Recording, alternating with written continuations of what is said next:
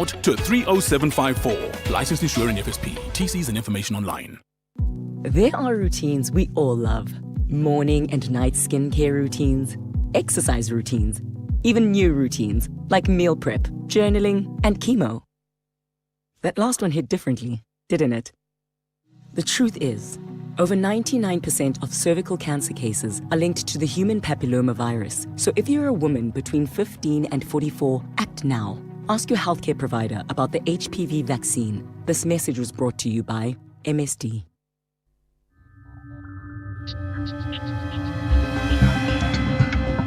The National Pulse with Ashraf Garda on SAFM. You're listening to the National Pulse, weekdays 3 to 6 p.m. Today we have what can be called a double header. We have the Madlanga Commission and we have the Parliamentary Ad Hoc Committee. That hasn't happened for a long time, where they now are both on same time, same week, and it certainly started today. So that means we have to cover both of it. It does mean it is top of the agenda for this double header. And I just wonder what your thoughts are in terms of when you flip between the two commissions, let's call it that, which one do you prefer and why? Love to know. My name is Ashraf Garda. This is the National Pulse. Welcome to the show. Right, connect. You can WhatsApp us right away because we'll bank your calls. 0614 104 107. That's a voice note and then text. And when we open the line, save this number 086 000 2032. So there we are. This double header. And think about it. I'd like to get your thoughts on that one. Which one would you prefer in terms of what do you feel what do you get more out of which one of the two, right? Let's so later on we'll get to the ad hoc committee, but we're going to start with the Madlanga Commission. And the KwaZulu-Natal Hawks head, Major General Lesetja Senona, is currently testifying at the Madlanga Commission.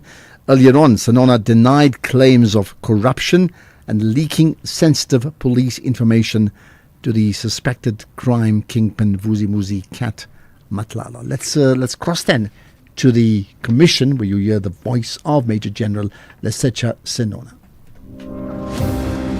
You are listening to the Madlanga Commission, live on SAFM. Regarding this meeting? The date of the meeting? Or just before the meeting or around the date of the meeting? I doubt if there is that communication. You didn't? Regarding the meeting. Communication between me and General Mkhwanazi mostly is work-related. And he is the one who will call me and say, come to my office. Sometimes he will tell me, I want 1, 2, 3. Come what is happening here. And then I'll prepare and go to him and give the explanation. If he needs it over the phone, it's urgent, I will say it over the phone. And mostly we were even talking on WhatsApp calls. It was not this straight calls. Okay. Chair, this took us out of sequence because the witness wanted to deal with it. We are going to have to come back to it because it deals with a very important issue, which is the meeting of the 15th April. So, General, we will return. Before you step off, just one very minor question on the text. General, please find on the phone the part that says, this is the man who says he met you 7 years ago. On the phone, the text. The text. On the phone? Yes. Okay, Commissioner. They're still helping me.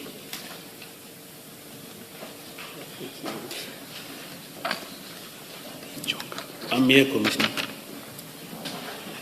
Oh, so it says, this is the man who says he met you 7 years ago, which is contracting, but I think that's supposed to be contradicting what you told me, that you grew up together. Is it correct that you told General Mkhwanazi that you grew up together? You and Mr. Matlala grew up together? No. I didn't tell the General that me and Mr. Matlala, we grew up together. We know each other, but we never grew up together. Thank you. Yes. I'm now 59 years. Yes. 7 months. Tomorrow is the 28th. It's fully 59 years, 7 months. Mr. Madlanga, I think, is 48, 49 there. We never grew up together. He's like a younger brother to me, and I'm like the elder brother to me, as I've indicated. When did we meet? Thank you. Thanks, Mr. Hassim. Thank you. Can I, Mayor? And I know you say you will come back to it, but maybe let me just deal with mine. In that same, on your phone, I don't know where you will find it, but there's a paragraph that says, what is worse is that after you told me about the discussion between you and him regarding Nengi, you see that paragraph? In the bundle, it's page 90, if you're looking at the 5. Go to page 90. 90. Oh, there. Commissioner. Mr. Baloyi is giving you the phone. Okay, Commissioner.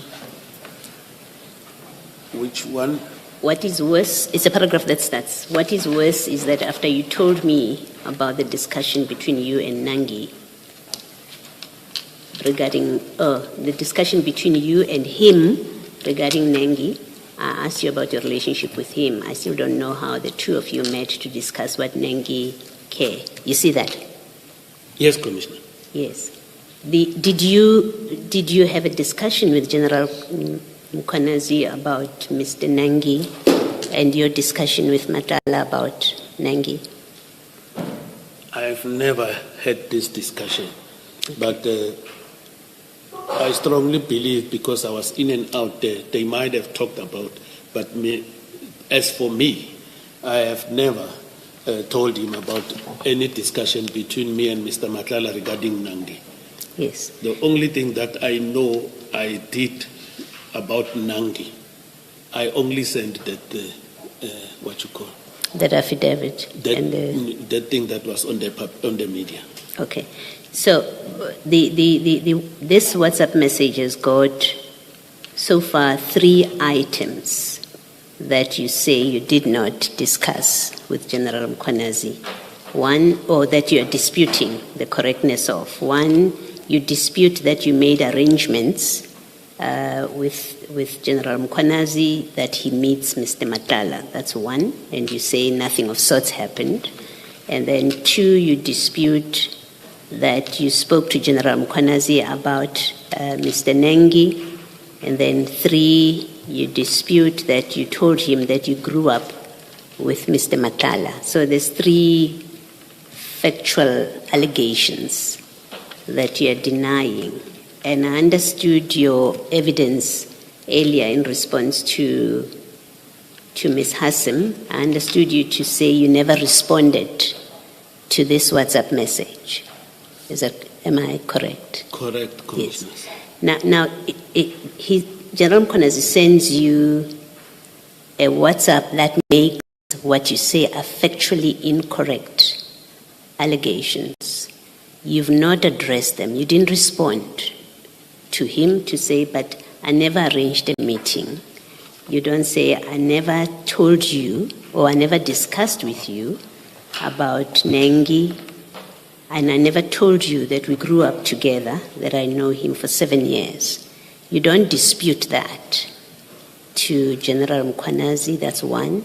2, in your statement to us and in your evidence as you sit there, you don't, as you discuss this WhatsApp message, it's quite notable, significantly notable, that you don't say that which he says there is actually a lie.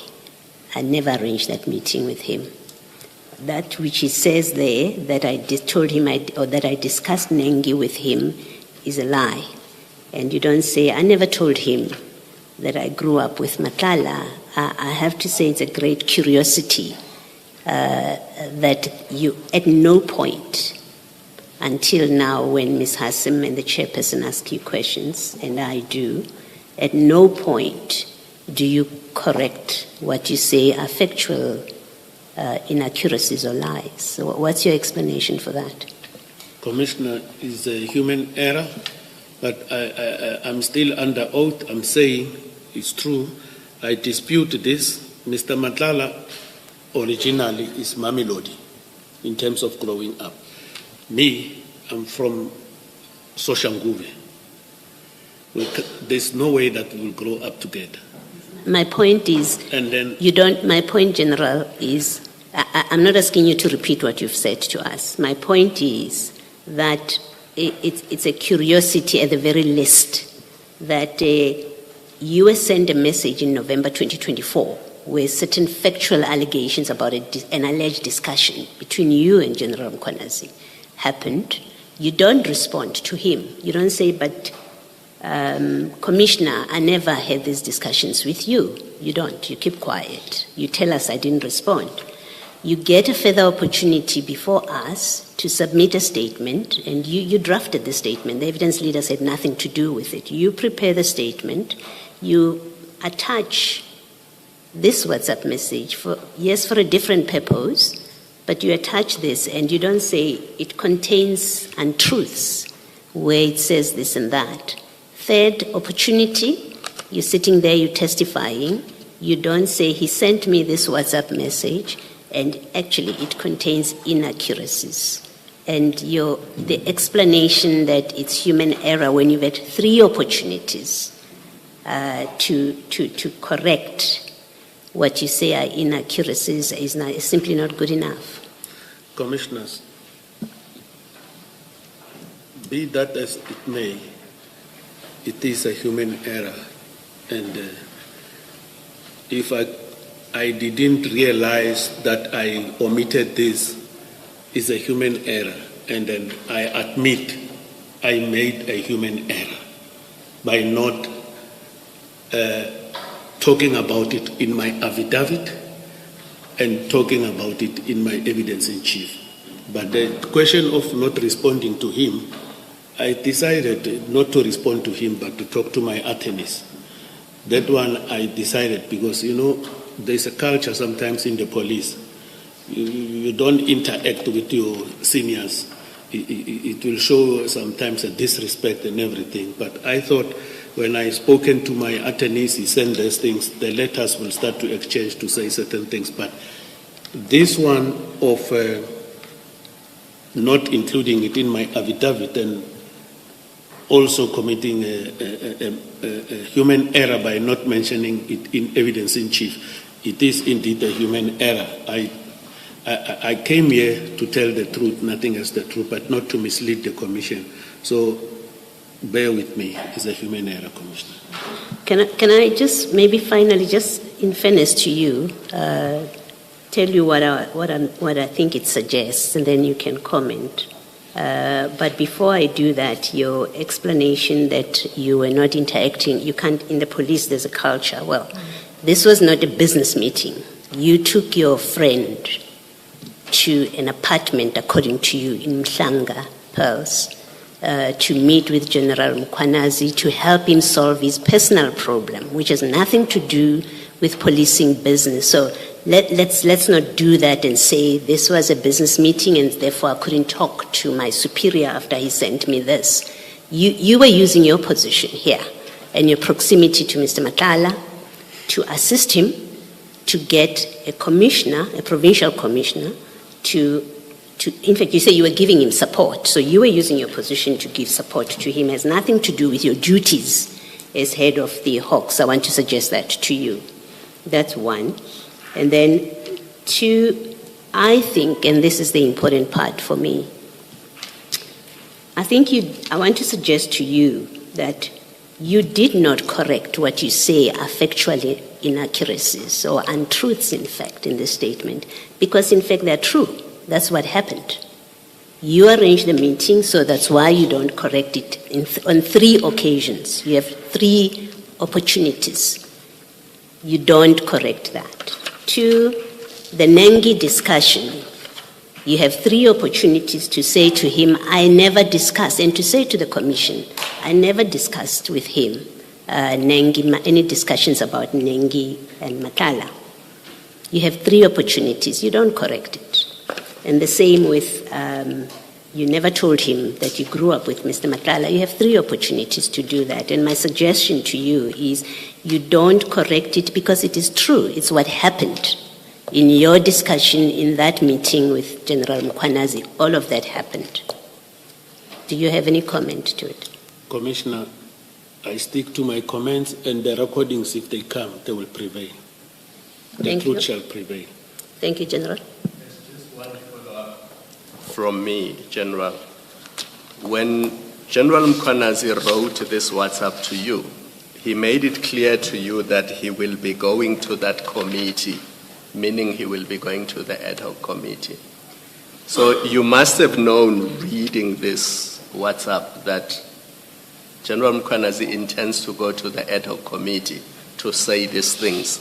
So my question to you is, did you, in your instructions to the attorneys, instruct them to tell General Mkhwanazi that what is contained in this WhatsApp is not true, and if he were to repeat its contents to the ad hoc committee, he would be lying to the ad hoc committee?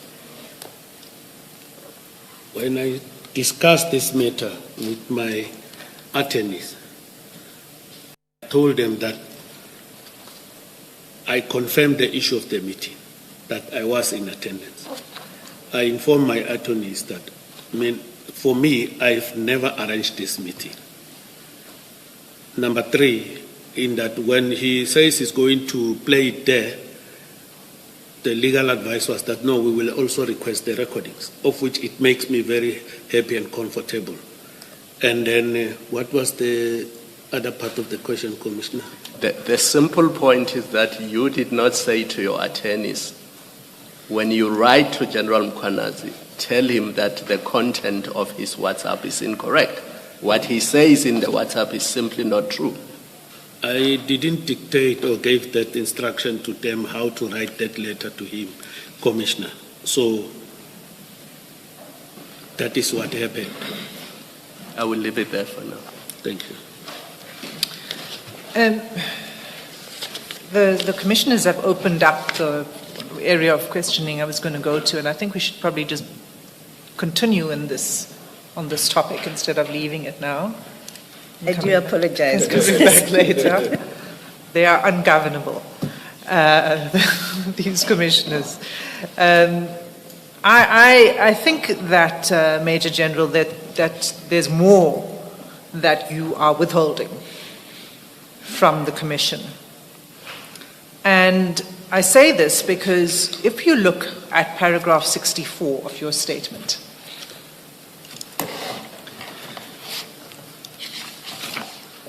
let me know when you're there.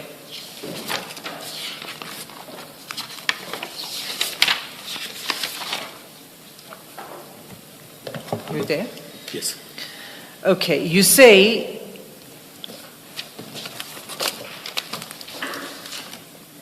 actually, let me start from the very beginning of that. You say you were not privy to all that was discussed as you were moving between the living area and the kitchen. Okay? And then you say, this is what you know. 1, 2, 3. These are the topics that you know were discussed in the meeting. The first is that General Mkhwanazi agreed to assist Mr. Madlanga to get purchase orders.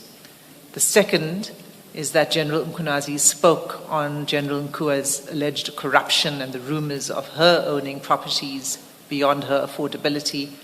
And the third, so this is the sum total of what happened in the meeting according to you, is that General Mkhwanazi offered to hold or pause investigations against Mr. Madlanga for the alleged attempted murder in exchange for information on General Sibiya. In this text message from General Mkhwanazi to you, it's clear that other things were discussed in this meeting. For example, the information that was provided by Mr. Madlanga. And in the text he says he volunteered information about a house address in Sandton where Sibiya collects money using the state vehicle, and he paid 2 million rand towards Sibiya's purchase of his plot. He also told me about Sibiya's townhouse. Why is it you do not mention that in your statement? Commissioners, first thing first, Mr. Madlanga requested me to accompany him to the meeting with General Mkhwanazi. And as I've indicated, you read my paragraph, I was up and down there.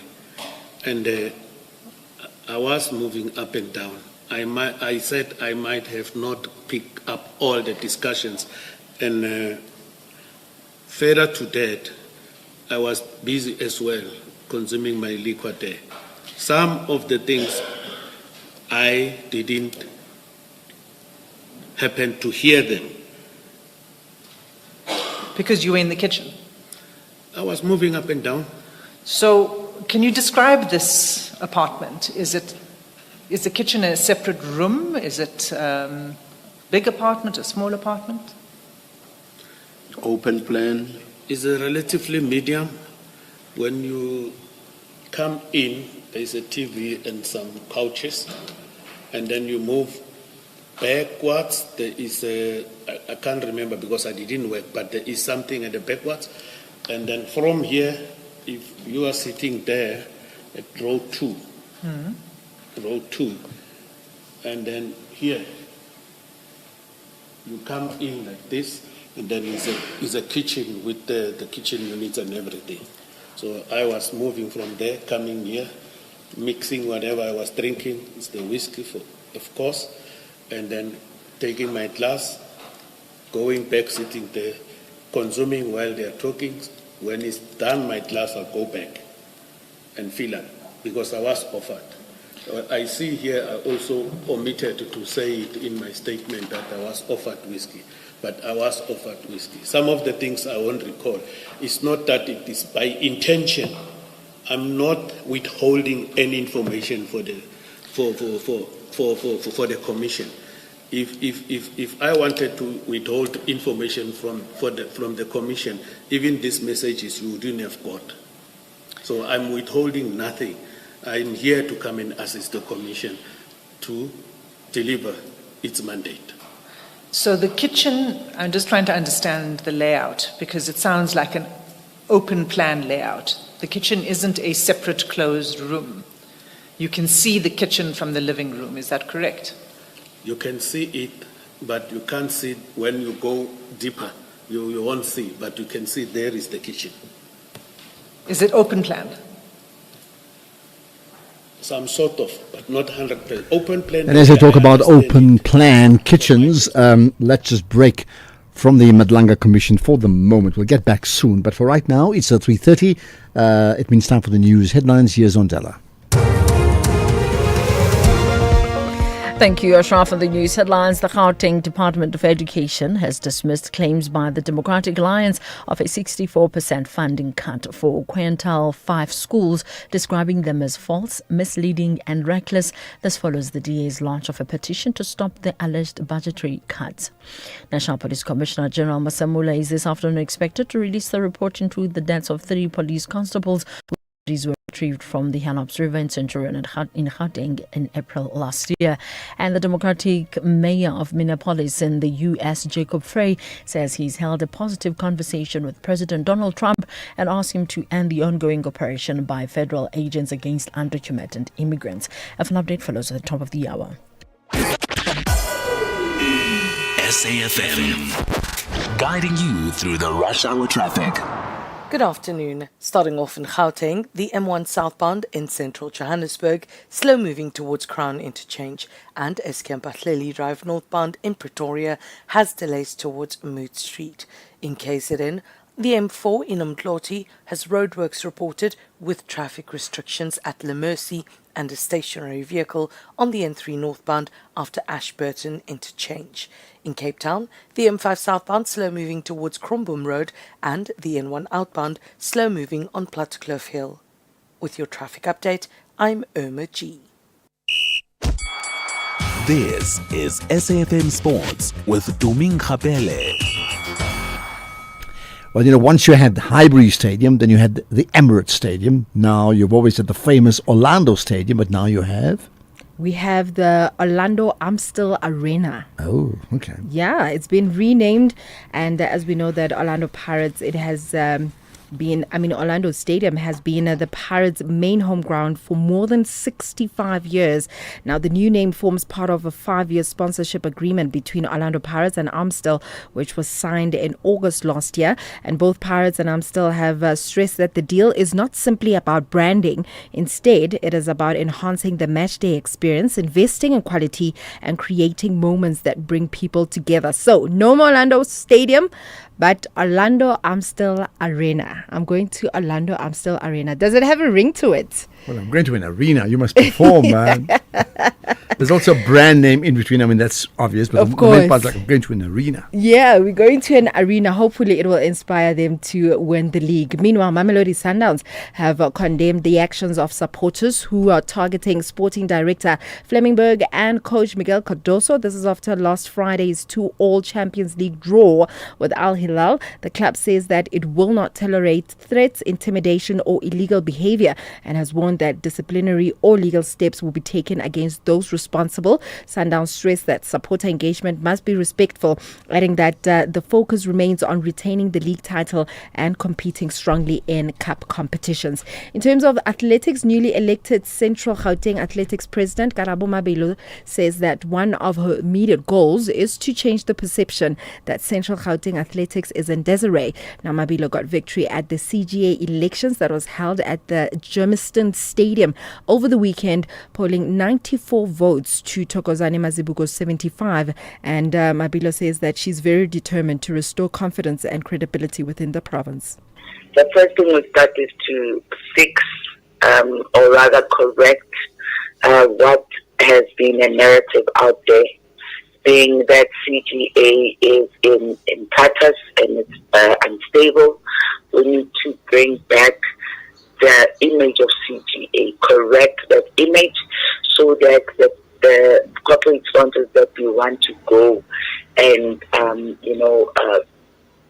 make them have interest in athletics, in CGA particularly, they can trust that the right people are at the helm. We have to ensure that those people know that the people that are there in leadership are people that they can trust with their money and with their investments.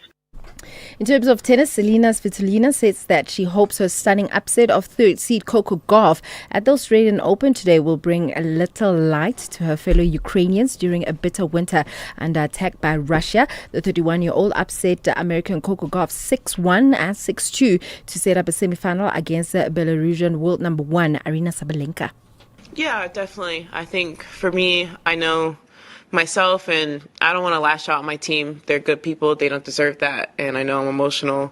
So, yeah, I just took the minute to go and do that. And, yeah, I don't think it's a bad thing. Like I said, I don't try to do it on court in front of kids and things like that. But I do know I need to let out that emotion. Otherwise, I'm just going to be snappy with the people around me. And I don't want to do that because, like I said, they don't deserve it. They did their best. I did mine. Just need to let the frustration out. That's Gauff, right? After losing that game, there's a clip of her slamming her racket after that loss. And I've seen a lot of tennis players do that, and I always ask myself, aren't those rackets expensive? Like, I actually checked on Google the price of a professional racket. It's between 3,000 and 7,000 rands. I would think when they slam the racket, the sponsors pay them to slam the racket, because You when think so? when they do, look, I'm only joking, but when they slam the racket, the attention is on the racket. Yeah. Think about it. How much attention is on the racket? Actually. But she wasn't doing it in front of everyone's all right. eyes. So that's it from my side for now. I'll have more in the next hour. Wherever you are in the world, SAFM 104 to 107 is accessible. We're also streaming live on Facebook, X, and YouTube at SAFM Radio. We acknowledge and appreciate everyone tuning in and watching our streams. Stay with SAFM 104 to 107 as we bring you commission live, breaking stories, and thought-provoking lectures. SAFM, leading the conversations that move us. As we celebrate 90 years of existence, SAFM takes you back to the voices that shaped a nation. Xolani Gwala will be back again for you 6 to 9 Monday here on SAFM. And thanks, Xolani. Good morning and welcome to Morning Talk with me, Sikim Gabadeli. The name is Bongi Kwala. Good to be with you till midday today. Let's engage South Africa. Welcome to Morning Talk on SAFM, South Africa's news and information leader, with me, Rowena Bird. 90 years of trusted voices. This is SAFM.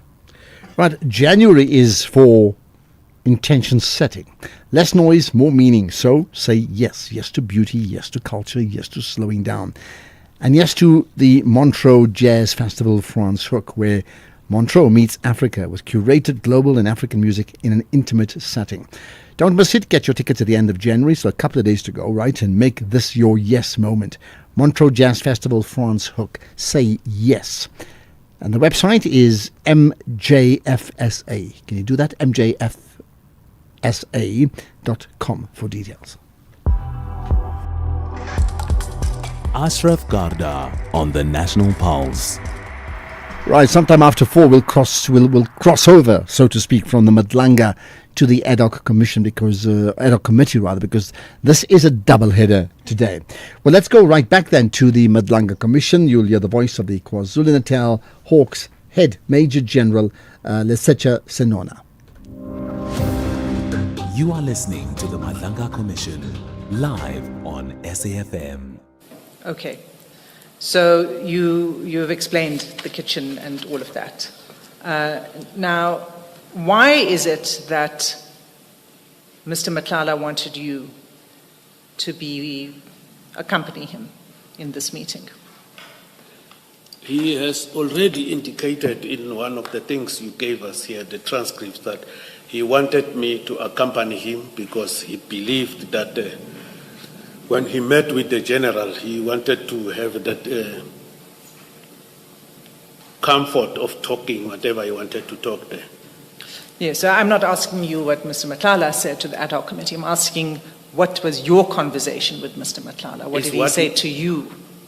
It is what he said in the ad hoc, and you gave us the transcripts. They are there.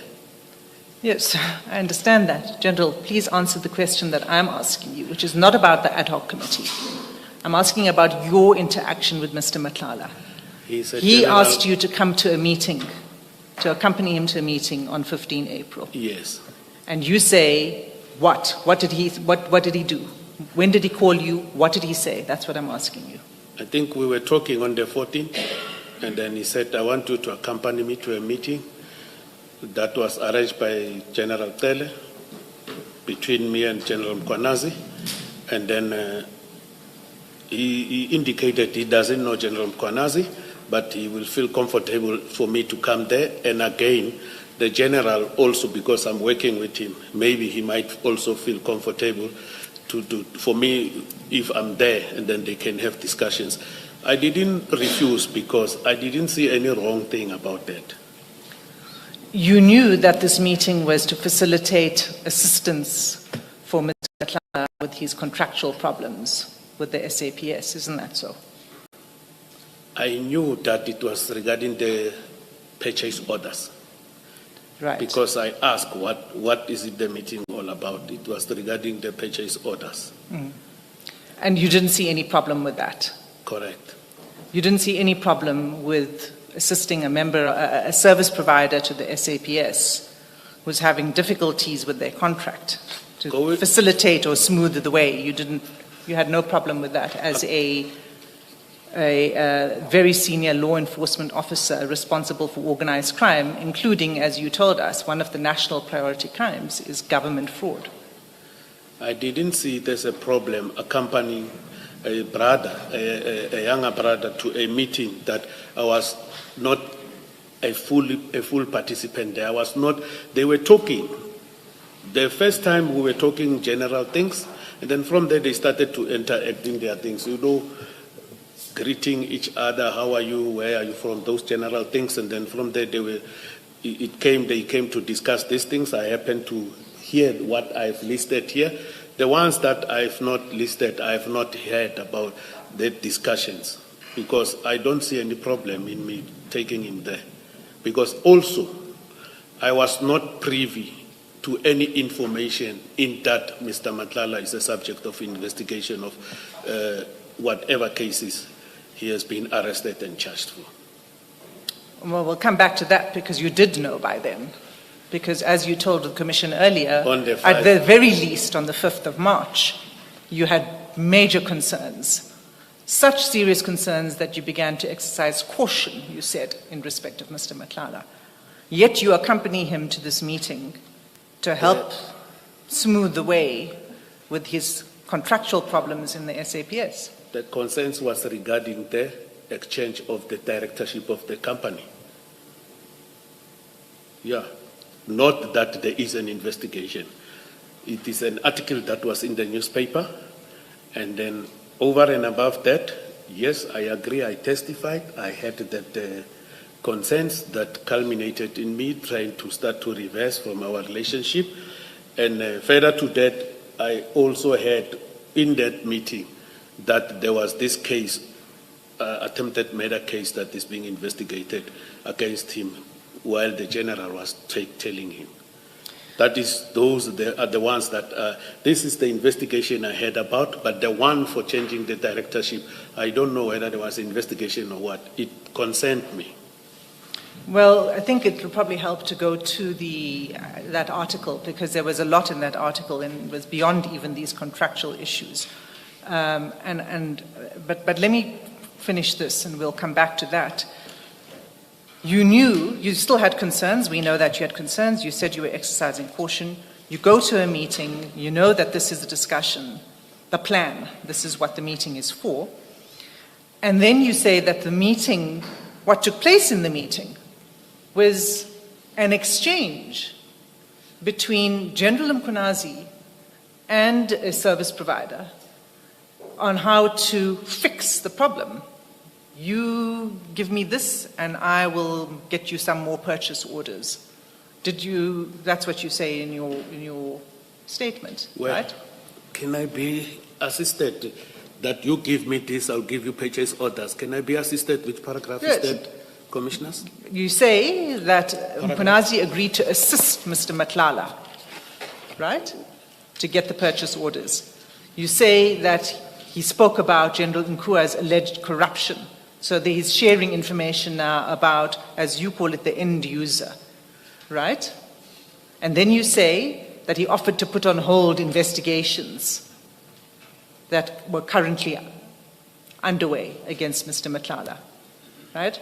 You are sitting in this meeting, at least for the part of it that you are sober and not in the kitchen. You know that this is the discussion that's happening. Did it not strike you as something that is of serious concern and should not be taking place? You know, Commissioners, the first question that you indicated that help me about this and this and this, I'll ensure you get orders. I've never talked about that. I must indicate I didn't talk about that here, even in my statement. But these others, yes, I did highlight them in my statement. Your question is the issue of concerns.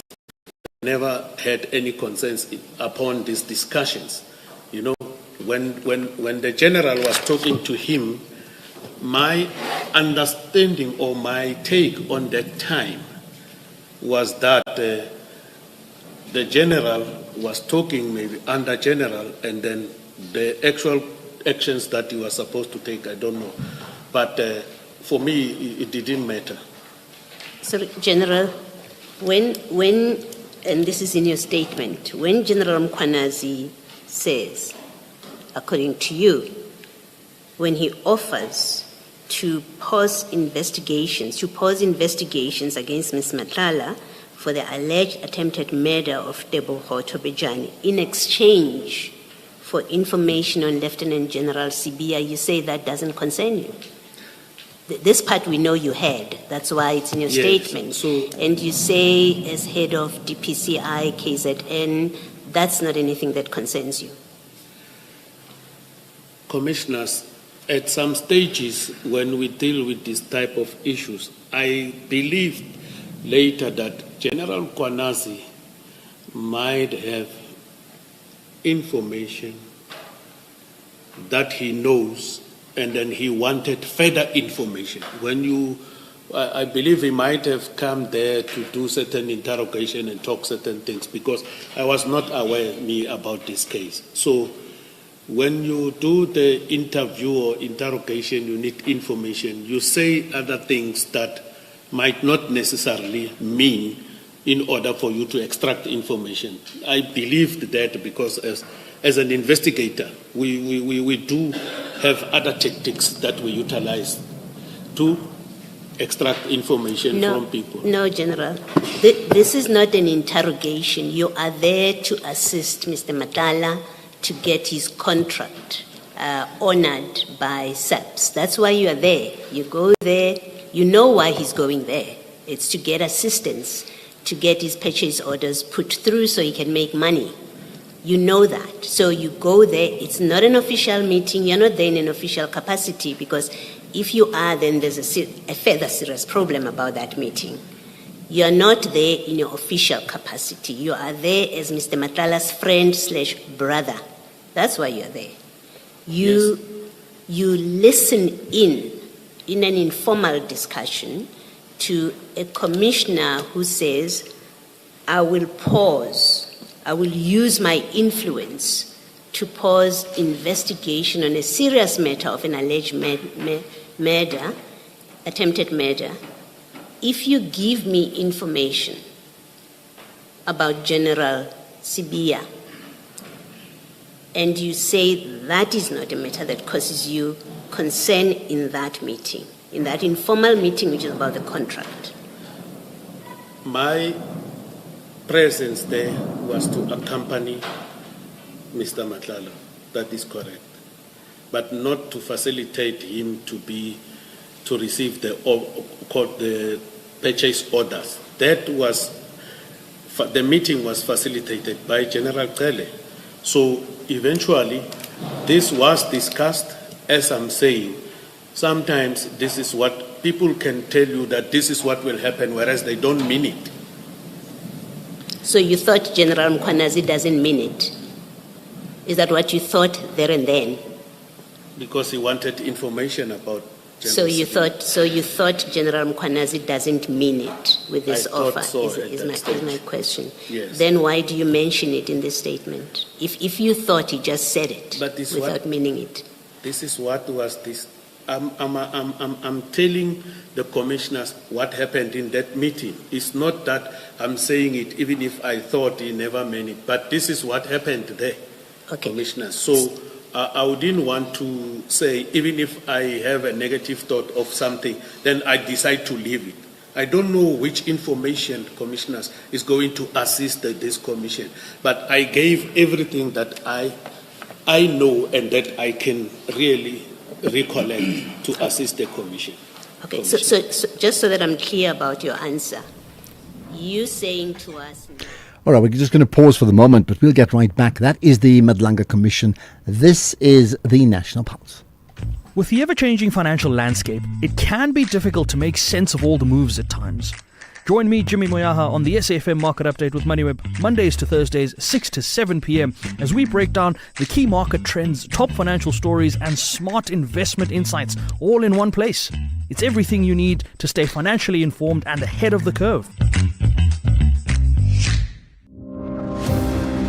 You are listening to the Madlanga Commission, live on SAFM. And back we go to the Madlanga Commission. You, by the way, can post your comments so that as soon as we get a chance, we will play them. The best way to do that is via WhatsApp. We'll bank it, WhatsApp, text or voice note, or you can tweet. And if you're up for it, tag us even on the SFM Radio Facebook account. But WhatsApp will get you being played on air ASAP. 3. The unwritten part or the missing part is, I did not believe that General Mkhwanazi meant it. Is that, if I added that would be a complete, in the light of what you're saying? Correct, Commissioner. All right, thank you. And by the way, this meeting, how long was it? I think almost an hour or so. Sorry, did you say about an hour? An hour or so. And you say that General Mkhwanazi agreed to assist Mr. Matlala to get purchase orders from General Nkua. That didn't trouble you too much? No, if the purchase orders are not coming, if somebody says, I will assist, the assistance is from where I'm sitting. It can be, there is this contract, there's no purchase orders, is there a problem or whatever. Not necessarily to give somebody an instruction, but that go there to give this person this. Because in this meeting, there was no even promises of if you do this, I will pay you or I will give this. There was nothing of that nature. But on this one, I didn't have a problem. You didn't have a problem with assistance to the service provider, your friend, to getting purchase orders from General Nkua. Do you know General Nkua? I know she's now the acting Deputy National Commissioner, Support Services. But you didn't know at the time who she was? Yes, I knew at the time. You knew? Yes, correct. And did you have any reason to think that maybe she had a concern that was a legitimate concern regarding the contract? Did you have any reason to think that she had a legitimate concern with the contract, and that's why she wasn't placing more purchase orders? I won't know. I don't know. You had never heard of her and the contract? This thing of, I won't know, Commissioners. This is in April 2025. You had not heard of any concern raised by General Nkua about the contract and the issue of purchase orders? I will have to check on these messages if there was something like that. But I know there was a message, a screenshot of some sort that Mr. Matala sent to me regarding payment. I remember that one. Right. Because the WhatsApp messages assisted me to recall, and I was reading through that. And then that thing, I know that again he had a problem with the payments as well as the orders. That is what he told me, Mr. Matlala. I was aware of that. But the issue of the problem with the actual contract, that one, I only saw when I see that media clip that raised concern on me regarding him when he changed the directorship. That's the only time you became aware of any concern. So you're saying... Yes? As far as I can recollect, but I will have to check the WhatsApp group. Yeah, I mean, I think it's quite important. I also want to know, why do you think, in your position as the provincial head of the Hawks, responsible for preventing and combating priority crimes, you didn't advise Mr. Matlala differently to say, if you have a problem, go through proper channels? Look, the meeting was never arranged by me. It was arranged by General Kele. And then I believe if you expected of me to tell him to say go through proper channels, even the general who was there as the senior to me would have done that, but he didn't do that. So that is why I didn't see a problem in that. Maybe he was going to come up with that or not, I don't know, and I don't know. So because your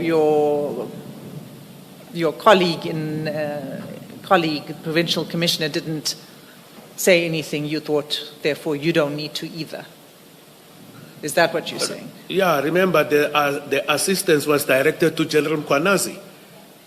And then he must not be exonerated that he didn't do this. If he deemed it fit, he should have said, these are the procedures, follow them.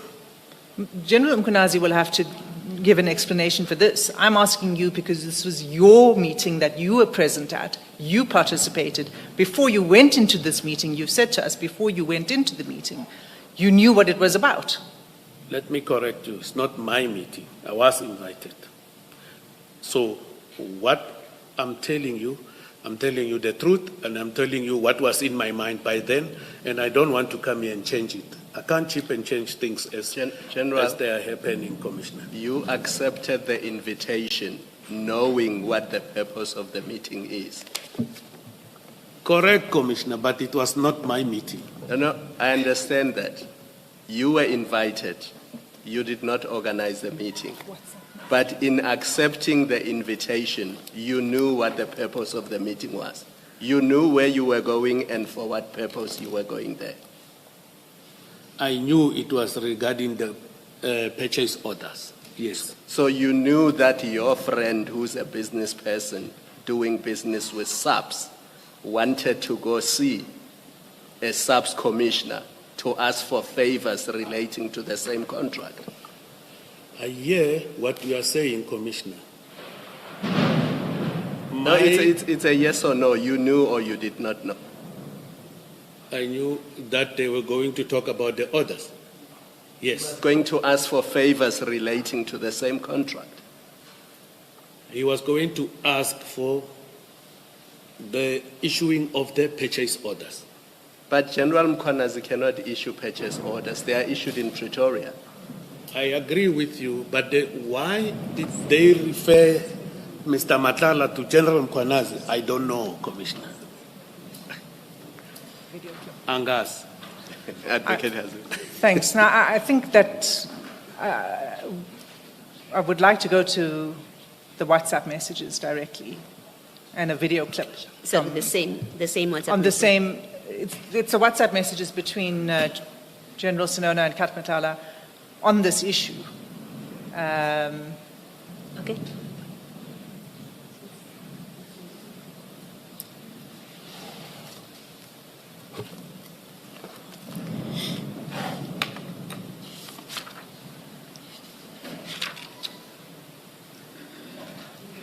I know. I want to do. Chair, may I be given a short and I know that we're running close to time, but I'd like to at least close up. All right, that the Madlanga Commission normally ends at 4 o'clock. You've been hearing the voice of Advocate Adila Hassan. Whether he just extends slightly beyond that, we will track it and tag it. We'll also cross later on to the Parliamentary Ad Hoc Committee. As I said, it's a double-header today. My name is Ashraf Garda. You can add your thoughts, your comments by WhatsApp. We'll play them as soon as we can. But right now, you need to get up to date with the news, locally and globally. Here's on Lambana.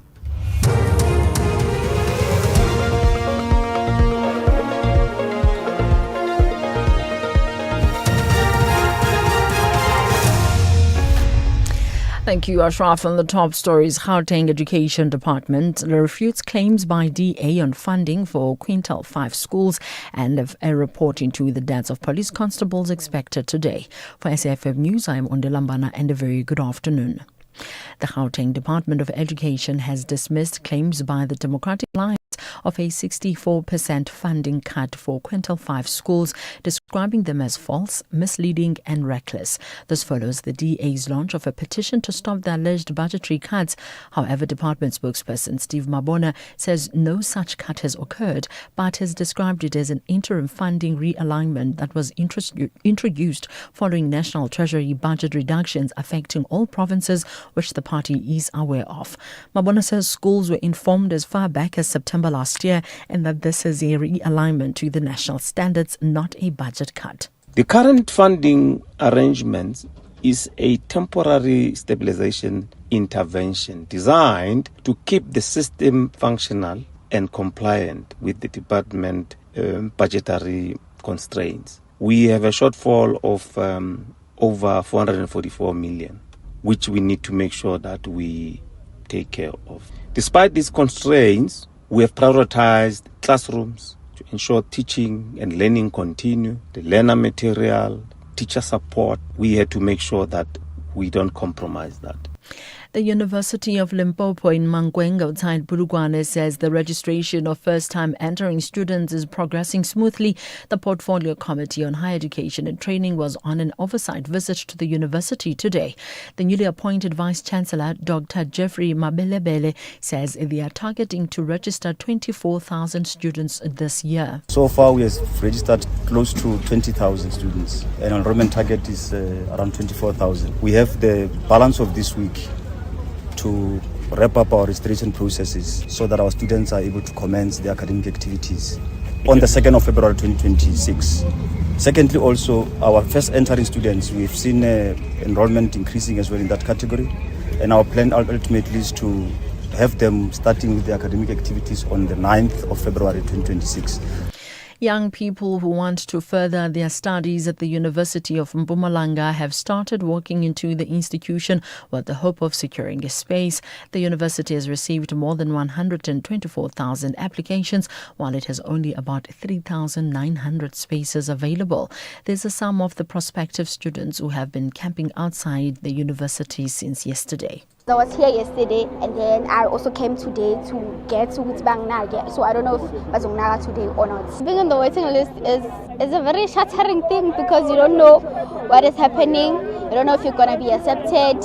And I completed matric 2024. I was in a gap year last year, so I don't want another gap year. So yeah, I'm hoping I get an answer. I'm here to register and my status says borderline. It means I'm in the middle of being accepted or being rejected.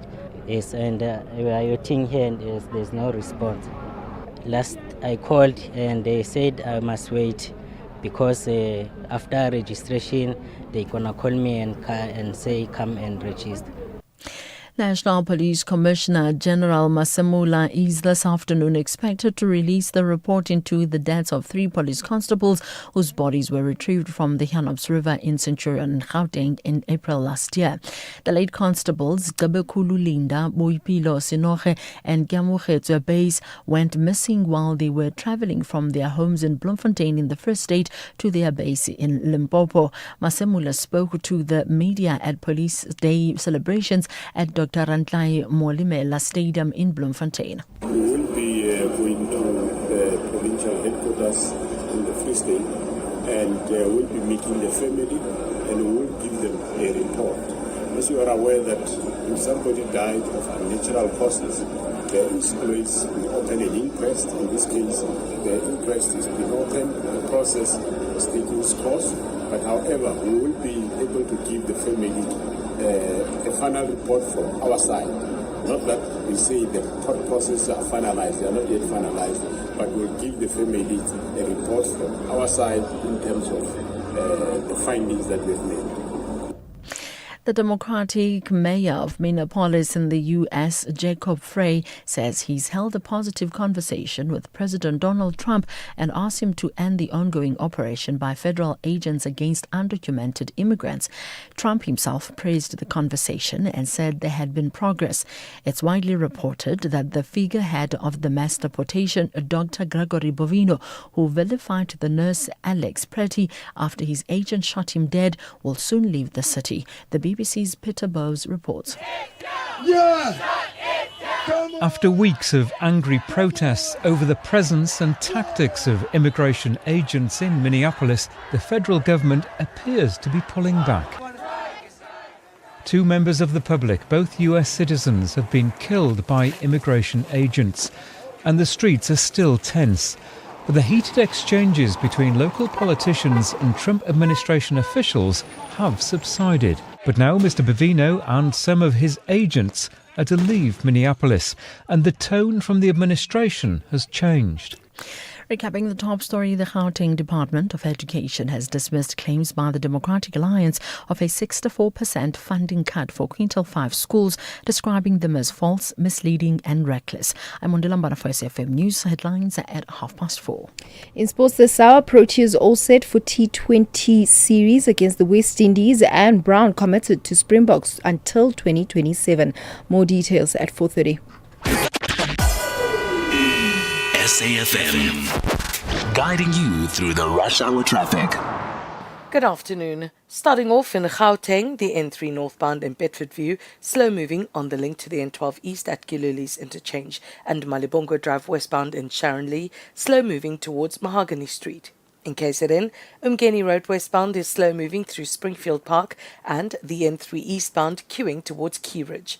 In Cape Town, Marine Drive northbound in Milnerton is slow moving at Broad Road, and Kloofnek Road outbound is slow moving through Tamboerskloof. With your traffic update, I'm Irma G. Stay safe on the roads. SAFM is with you. The National Pulse with Ashraf Garda on SAFM.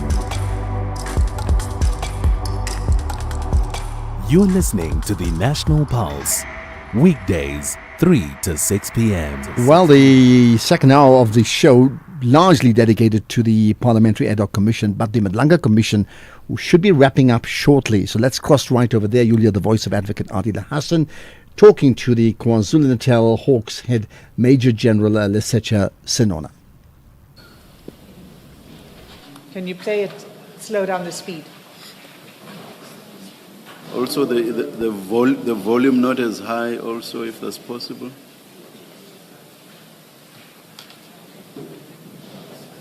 Are ready to take the keys to the college on the 4th. So by Monday, if we're able to see anything, we close. We'll rather send members that are short, and that process of the non-performance by the service provider, that process I already directed that it must start.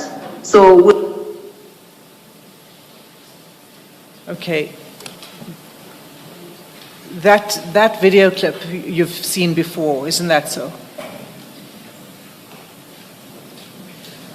I see he did send it to me. Yes. Perhaps, sorry, Mr. Sim, it might be helpful for purpose of the record to try and say it out, to say it out what is in there. The last sentence of the person speaking was, I have directed that process of non-performance of the service provider must start. Let's confirm with General Senona that that's what he also Did you hear that? Or heard. Me hearing this, it's a difficult, commissioners, but if the evident leader say this is what it was said, I'm comfortable with it. Okay. So Mr. Matlala sends you this video clip. You knew that was General Nkua. What did you make of that clip when you received it? First thing first, I don't know why Mr. Matlala sent it to me. You'll realize after he sent it to me, there's no response, but my make of it, I didn't know which service providers are talking about here. Because if I hear some of the things there, I think when you say the process of non-performance of service providers, the last one, Commissioner. So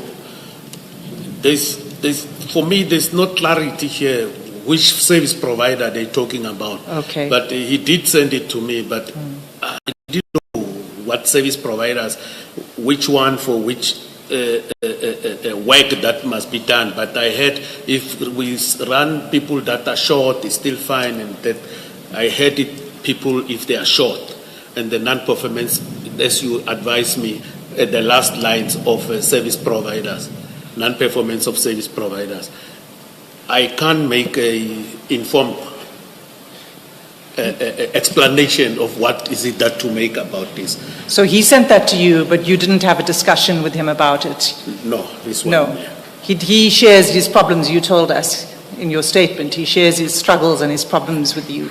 Absolutely true. And he sent you this, but you had no conversation about it? His problems, when he started to tell me, I want to check on this WhatsApp messages regarding this. I strongly believe it's far beyond this clip when he told me about this. But the only thing I know is the payment before this clip. The delay of payment that he told me about, commissioners. But regarding this, he sent me this clip. I don't know. I couldn't make it up anything around this, because even if it can be replayed for me to just get a sense of this, what you call, so what was the person talking there actually saying, and then maybe if they would have talked about the service provider, they have disclosed the identity of the service provider, it will help, or it will be make things better for me. But at this stage, I didn't make it up anything about it, and we never talked and discussed this thing. You mean at that stage, at 6 February, you didn't make anything? We never discussed the issue of the non-performance of his contract and everything. Okay, I hear that, but that's not my question. My question is, on 6 February, you didn't make anything of this because you didn't understand what it was about, Absolutely. the video clip. Yeah, absolutely true. I You didn't make anything. You couldn't. You I listened to it. It's something that went like a blink, and then I just ignored it. You just ignored it. Yeah, I just listened to it, and then I left it because I didn't make it anything of significant about this clip. You didn't think there was anything of significance that a service provider had access to a recording, an internal meeting discussion on a contract within the SAPS. You didn't think that was significant? Yes, because remember, I don't know who was attending this meeting, who was there, whether maybe also Mr. Matala was there or his representative, I won't know. I won't know. If I knew, maybe I would have a different thought, but I do not know. And you didn't think to ask Mr. Matlala, how did you come to be in possession of an internal discussion with the screenshot you saw was of a computer with SAPS contractual information on it, finance information, correct? You want me to respond? Yes. I didn't ask him, and No, I didn't... No, hold on. Let me start first. You saw that the picture on the video was of a computer screen depicting internal information, SAPS information. You saw that. Isn't that so? I saw this. Right. And when you saw that, you didn't ask him how did he come to be in possession of that internal information, that recording? I did not, because I don't know who were the attendees of this meeting. Maybe one of his people was in attendance of this meeting or not. I won't know. I don't want to come and mushroom answers and say, no, I did know, I asked him. I've never even discussed this thing with him. You didn't? Thereafter. So it didn't concern you that this information was being shared with the service provider? You were not concerned? If it was shared with him or he was a participant there, he got it from there. I didn't ask and start to dig and check where did you get it. As I've indicated, it is also evident in these WhatsApp things that I've never interacted with him after he sent me this thing. Well, that's actually not at all evident from the WhatsApps, and we will continue as we continue our questioning, because you continue to meet Mr. Matlala, and you don't tell us what you discussed at those meetings and whether this is something that you discussed in the meeting. We never discussed this in the meeting, commissioners. Our meetings was of a sexual nature. When I talk to my brother, we talk general things, life things. We interact on general things and things that might are on the public domain and so forth. You know, we don't, but we have never discussed this thing. This thing is bothering me. Apologies. This thing, I happen to know when he asked me to know the details, when he asked me to accompany him to the meeting for the orders. When we were talking on the 14th of April. So that is that. I don't have any answer for the commissioners, but the answers that I've gave is the answers that I have for you. But other than that, I don't have another one. General, it's very difficult to accept that you would receive a video clip like that, which has SAPS information and branding, that you wouldn't ask Mr. Matlala, what is this about? Why are you sending me this video clip? And what is the conversation about? It's very difficult to accept that. I understand. Yeah, it's just difficult, and maybe you need to rethink your answers, because it doesn't look good. It looks, this I didn't ask when he sent you what you say is a random clip, which we know from later interaction that in fact you become involved in his meeting about the same subject matter later. You attend a meeting with General Mkhwana. So we know from your evidence, or the evidence that's before us now, that you do become somewhat involved with your explanation of how you become involved. And then there's a clip that is sent to you which deals with that subject matter, and you say to us, well, I didn't know what it was about, but importantly, I didn't ask him, why are you sending me this random clip? I am struggling with accepting the truthfulness of your answer. I hear what the commissioner is saying, but I still say I didn't. I don't want to rethink my answers or whatever, but I want to give the commissioners what I know and what I can stand for, because this one we didn't. The issue of the meeting is this is 6 February, the meeting is around April. I've never even picked it up that at that time he sent me this thing and this thing is happening. I've never picked it up that and connected the dots by then, but now that the advocate here is saying to me, this isn't related to that one, I see that this thing, the way it is, it talks about service providers who are unable to deliver, I think, something like that. But from the onset, I'm saying, I just read it and then I didn't make it an issue and so forth, even though the commissioner is struggling to accept my explanation. But that is the explanation I can give before this commission. Well, because here's what I see, General. Mr. Matlala would have to really be a madman to send you a clip that has no context for you. You have absolutely no idea, you've never discussed this with him, and then he sends you this clip without explanation, there's further no discussion with you, there's no request for clarification. He just sends it, and he leaves it to you to make of it what you will. Now, I started off by saying he would really have to be a madman, and I say that to say it's improbable that you had no idea what this clip is about.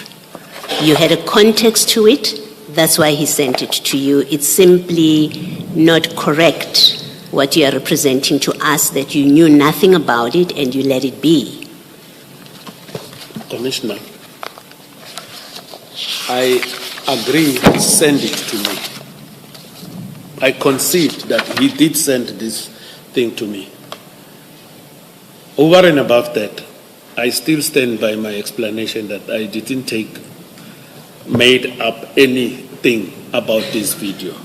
I don't have any better answer, but this is the best I am giving to the commissioner. Thank you, General. I put it to you, Major General, that it's actually much worse than that. That is bad enough, but it's even worse because Mr. Matlala sends you this video clip comfortably, knowing that he need not fear any consequence of sharing this kind of information with you, because you wouldn't report it to anyone, even though he should not be in possession of it. He felt safe that you would not question how he came to be in possession of that video clip. What do you say to that? I don't know how he felt, but he just sent it to me, and I didn't make it up what exactly this thing is. Why did he send it to me and so forth? And I didn't even ask him, as I indicated earlier. But he himself, if you are saying he felt comfortable to send it to me, that one I don't know. But he just sent it to me.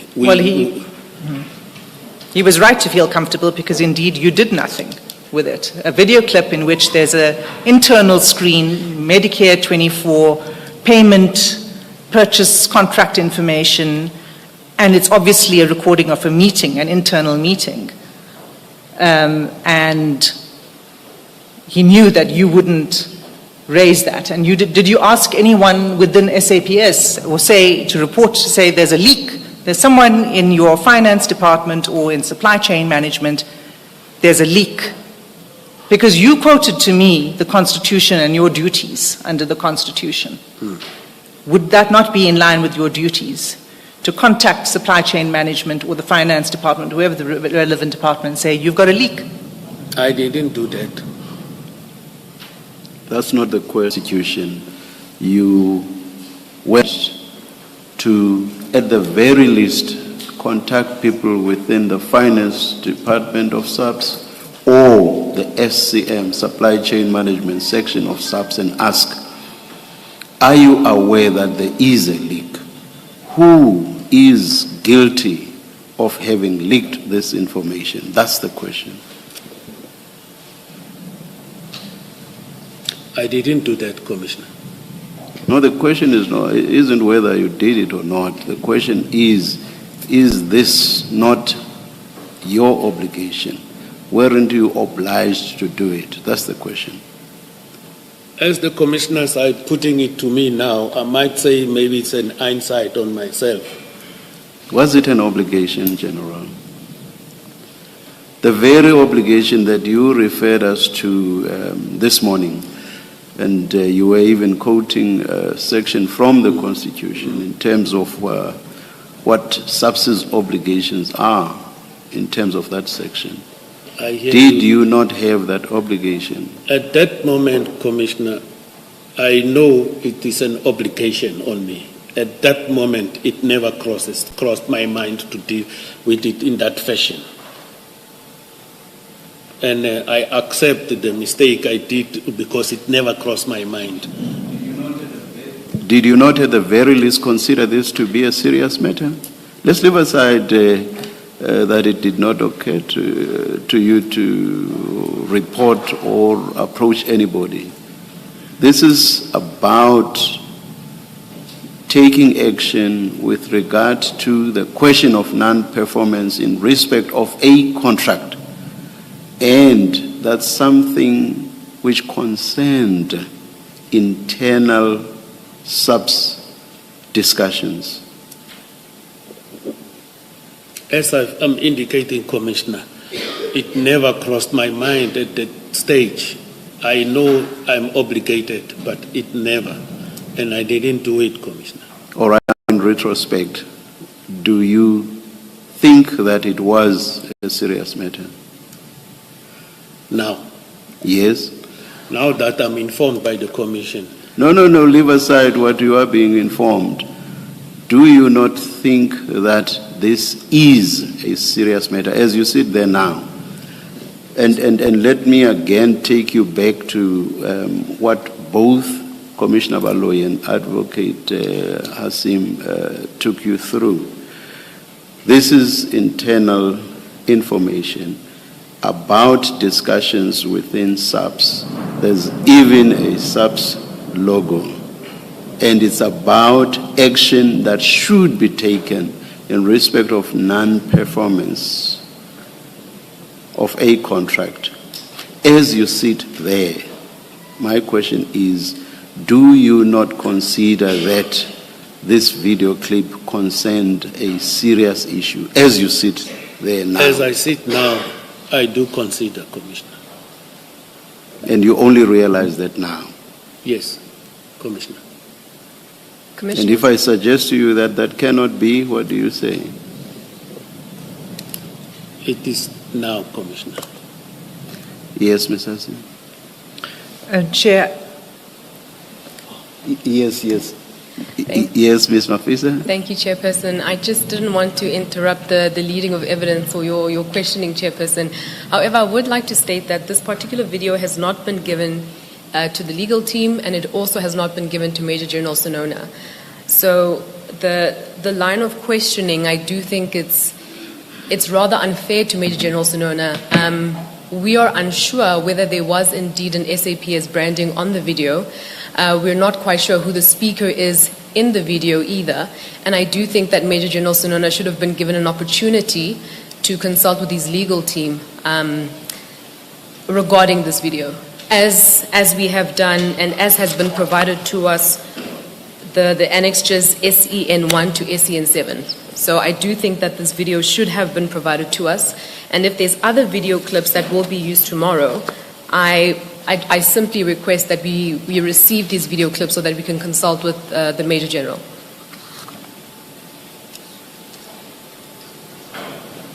Yes. Chair, sorry, but that's an untenable submission. Ms. Mafisa, just to clarify, we as commissioners are not aware of what was shared or what was not shared. And with regard to the branding, I relied purely on what was said as part of the questioning. And I do not, and in fact, I think I did actually preface one of my questions on what was put to General Sonona by Ms. Hassim. And I just whispered now to my colleague whether she too referred to that, and she said she did. But maybe, I do not know, she too relied on what Advocate Hassim had said. But I'll invite her, Advocate Hassim, to respond. Chair, this video is part of the exchange between General Sonona and Kat Matlala. It's his own information, it's his own phone, it's his own WhatsApp chats. He says he's seen it. He's already given evidence about that video attachment. And so there was there are a number of attachments here.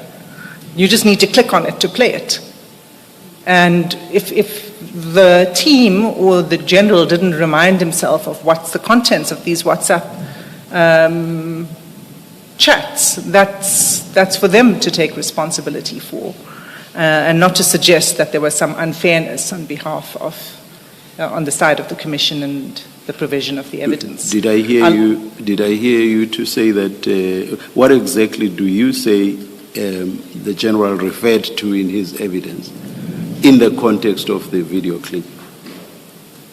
You mean in earlier evidence? Just now you referred to the general's evidence. Now in the context of the question. Yes. That's exactly what I want to understand. What exactly are you saying the general touched on in his evidence? Are you saying he touched on something that referred to the clip, or what exactly are you saying in that regard? Yeah, well, he acknowledged the clip. He acknowledged receiving it, seeing it, dismissing it. And that questioning then proceeded from there. This is not new to the witness.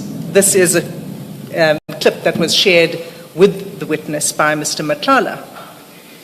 I'll also say that at the end of last year, when there were discussions between the evidence leaders and the witness's legal team, they assured the Commission that they had everything that they needed in their possession. So if for some reason there were some attachments or information that they didn't have access to, they could have alerted us to that. And when was this, for example, let me just refer to this, the file 1 of the exhibits file, when was that shared? File 1 of the exhibits was shared this week. But this particular exhibit, these chats, were shared with the witness last year. This very same page 15 was shared with the witness and his legal team last year. We just compiled it differently in this exhibit bundle for the purposes of today's questioning.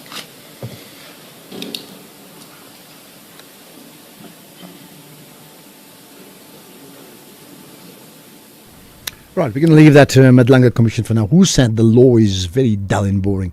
It's been fascinating with the evidence leader, Adila Hassam, and the chair, and the witness, and everybody else. It's been quite fascinating. Right, we need to get to the news headlines now. Here's Ondela.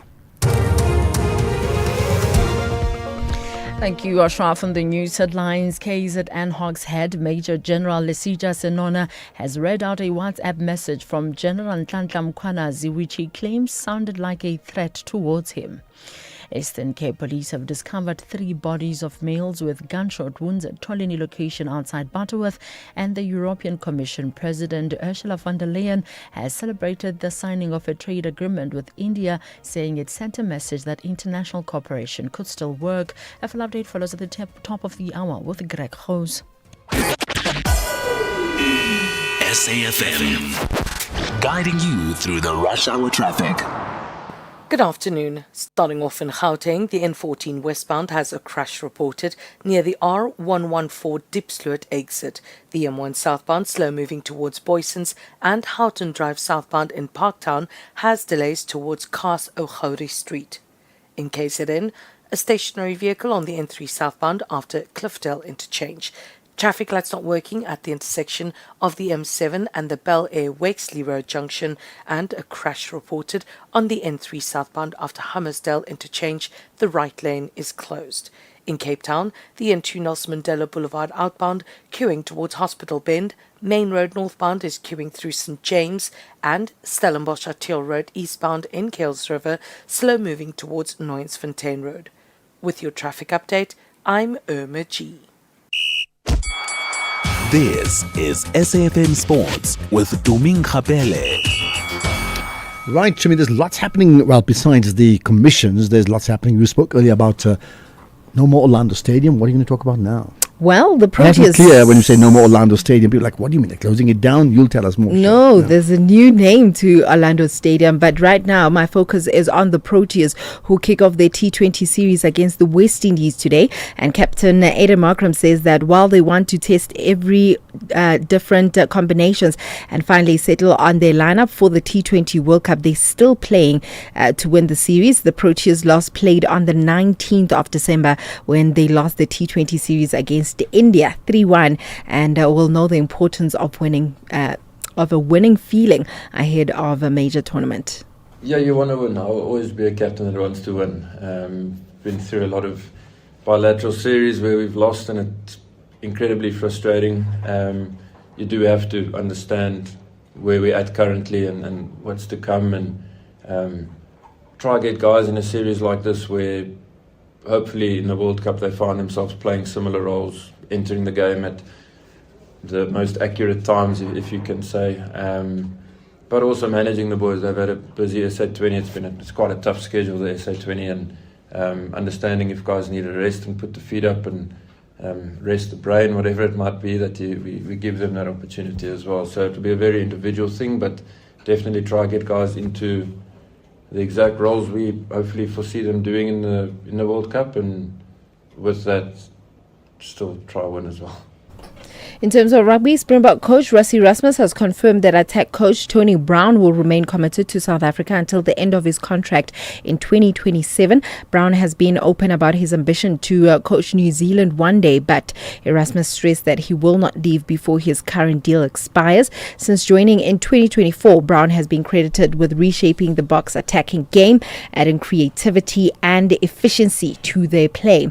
In football, Mamelodi Sundowns coach Miguel Cardoso says that careful planning will be vital in managing young talents like Tato Sibiya, as the club balances a demanding domestic and continental schedule. The 19-year-old defender, promoted from the DStv Diski Challenge side in October last year, made his debut in the Betway Premiership against Auburn College after the AFCON break.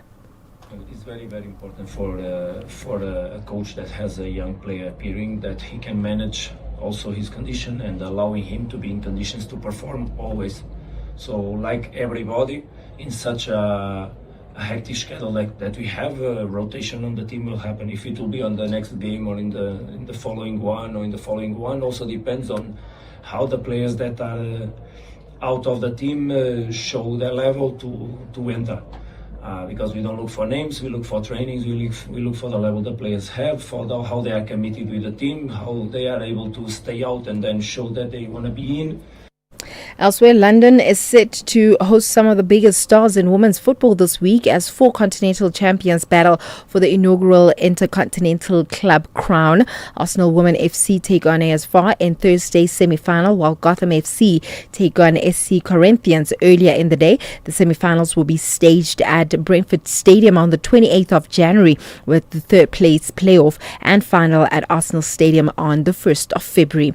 In motorsport, Formula One's new rules era officially began in Barcelona as 7 teams hit the track for the opening day of 2026 closed shakedown week. Mercedes, Red Bull, Racing Bulls, Haas Alpine, rebranded Audi and newcomers Cadillac all ran behind closed doors at the circuit, and teams are permitted 3 days of running across the 5-day test, with the emphasis on reliability rather than the outright speed, as the all new cars and engines make their debut. And one can say, I am definitely looking forward to the new season. I'll have more on other sports in the next hour.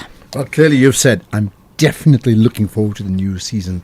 And you may mention that Formula One driver from Ferrari, who shall remain nameless until he wins the title. Please. For Ferrari for now. Please. Yeah. Bridget Masinga on SAFM. Siwela Langeni, co-founder of the book Circle Capital and author of Making Friends with Feelings. Books are coming out like literally every week. Ken Macmillan announced that Rachel Kolisi is releasing a book in March. So today's agenda is a book that I'm so excited about, a book that has sold so well in bookshops nationwide. I write what I like by Steve Biko, the famous book, the most stolen book at Book Circle Capital. Really?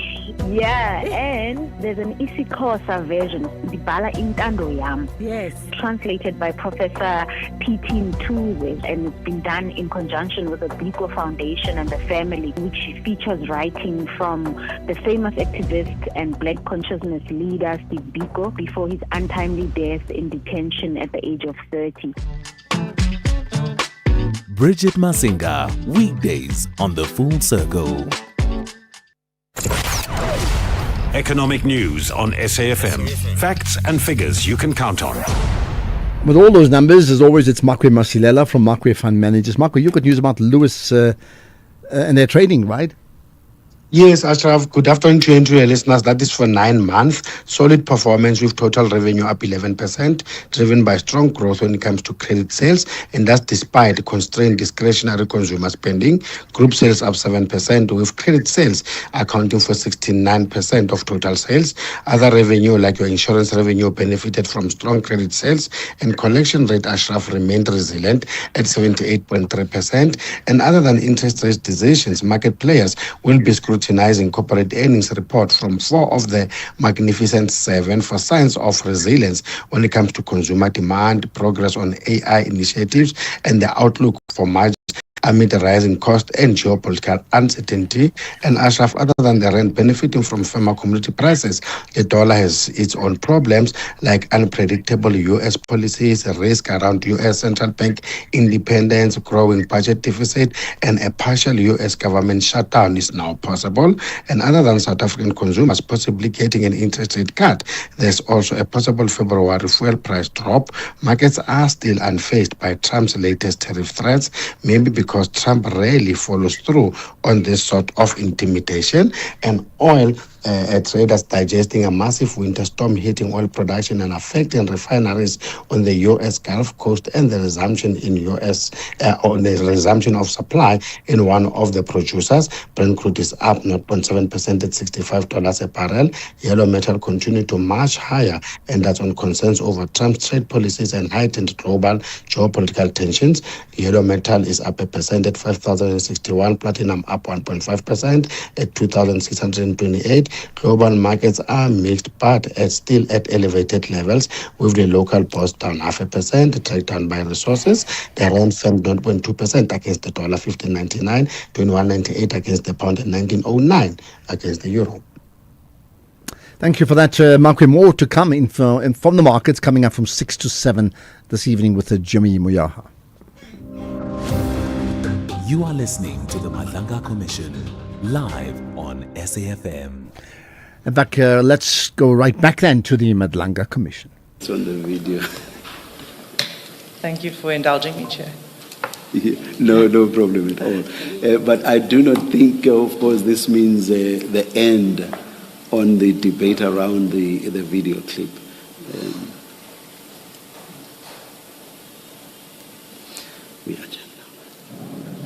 We'll adjourn until 9:30 tomorrow. Thank you, Chair. Thank you. Okay, we've just caught the adjournment. But hey, if it's over for the Madlanga Commission for the day, it's back now to, in a moment, to Parliament's ad hoc committee. As we celebrate 90 years of existence, SAFM takes you back to the voices that shaped a nation. Berea, the home of the four bespectacled Tisson brothers, all of whom work or have worked on the English service, particularly Audio Mix and Radio Today. Watch how the night proceeds towards dawn. And I need a lot of consoling when I started the early program. People couldn't believe that John O'Donnell and B. Reid were chosen for the early morning program, because if ever two announcers used to want to swap a morning shift for an afternoon shift, John and I would do it. 90 years of trusted voices. This is SAFM, the National Pulse, weekdays 3 to 6 p.m. Right, so let's get connected with the Parliamentary Ad Hoc Committee. You are listening to the Ad Hoc Committee live on SAFM. During your presentation, be mindful that most of the things will be clarified when members interact with you. Is that understood? That's understood. Advocate Mkhize, can we confirm that the guest before us is Mr. David Bruce?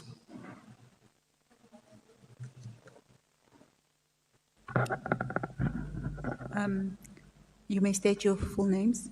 Okay, well, in fact, my full name is Robert David Bruce, and I'm known as David Bruce. Yes, Chair. And the civil society organization that he represents, is it the ISS? That's right, I'm here on behalf of the Institute for Security Studies. Thank you so much. Thank you, Chair. You can switch that other microphone off next to your Kawaza.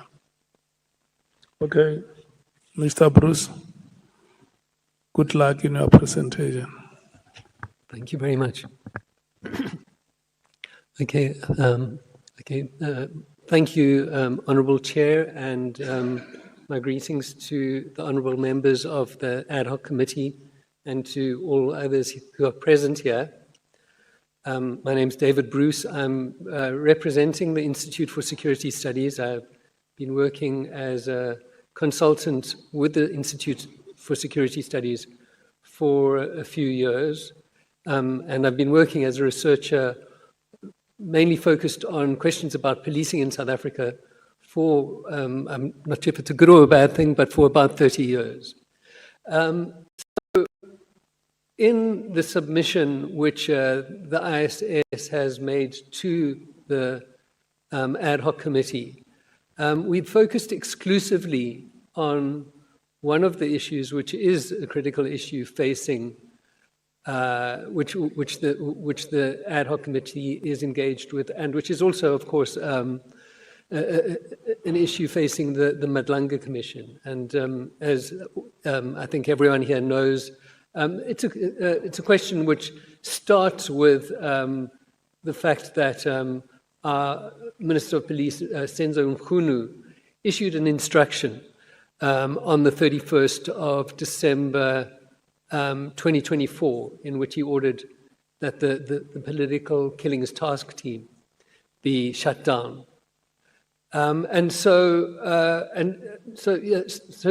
what I just want to clarify then is just that while we acknowledge that there are other issues before the committee, and I want to refer specifically to the issue which Honourable Sauls raised of this crisis around the deadly danger faced by many whistleblowers.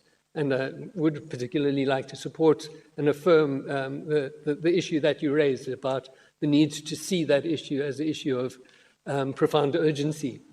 But our submission and all I'm going to be speaking to is the issue of how to prevent inappropriate political interference. And it obviously raises questions about how we conceive of the question of inappropriate political interference. So in discussions about the instruction that Minister Mkhunu issued, there have been questions, for instance, was it, did this constitute inappropriate operational interference? Should there have been another process followed that involved consultation with for instance, the National Commissioner, questions about the motivation behind the instruction. And also then a related issue, but has been about questions about the political killings task team itself and about its effectiveness. Also, I think Sean Tate then has also emphasized that likely to be on Parliament's agenda in 2026 is the SAPS Act Amendment Bill. And so one of the questions that emerges is does this present an opportunity for Parliament to introduce legislative measures to try and do more to limit the potential for inappropriate political interference? So just to give it to you in a nutshell, what I'm going to be doing is proposing a way of looking at this issue of political interference, focusing on this question of the role of the minister and the relationship between the minister and the National Commissioner and the directions that are issued by the minister to the National Commissioner. What I just want to also maybe just make clear at this point, and hope it will become clearer as my presentation progresses, is that what I've heard in the meeting that I've attended so far today and in other discussions and conversations that I've heard about Minister Mkhunu's instruction, is there consistently what emerges is this idea that there's something called policy and there's something called operational issues, and that the minister's authority should be to issue policy and not operational issues, and not operational instructions. And basically, what I'm going to argue is that this is using this distinction, relying on that distinction, is inadequate for trying to regulate how the minister exercises his or her authority over the police. And so I'm going to be suggesting an approach to how the minister, how this can be addressed in legislation that has some correspondence with some of the recommendations that were made by AFCOF. So what I would then just like to refer to is, so what are the powers of the minister? And I think what I'm just going to refer to here is just... All right, we're just going to leave the ad hoc committee just for the moment, but we'll get back pretty soon. You, a reminder, can drop your comments anytime, and perhaps for now, because of the way the broadcast goes, WhatsApp voice notes are your best, so we can play that and bank it and play it whenever we get the opportunity. This is the National Pulse. The Morning Brief. How did we get here? What is your best sense of how we got here? You've seen what has happened between Randfontein and the reality that they need to have supplies, they need to have services, and that's where they start to get to interact with communities, and that's where all the problems start. Where they are looking for food, they're looking for supplies, they're looking for equipment that they need to use. So they get involved with the communities, and at the end of the day, you get the situation where they move into these communities and they start terrorizing them. That's Yvette Du Plessis, member of the Gauteng Provincial Legislature, also a resident of Randfontein. This is Dula Sizwe Simelane on the Morning Brief. As the nation seeks answers, SAFM brings you live, uninterrupted coverage of Parliament's Ad Hoc Committee investigating allegations made by KwaZulu-Natal Provincial Commissioner, Lieutenant General Nhlanhla Mkhwanazi. You can also stay up to date with the Judicial Commission of Inquiry into Criminality, Political Interference and Corruption in the Criminal Justice System. Stay informed, stay connected. Tune in live on SAFM 104 to 107 and follow the coverage across our digital platforms live on Facebook, X and YouTube at SAFM Radio. SAFM, leading the conversations that move us.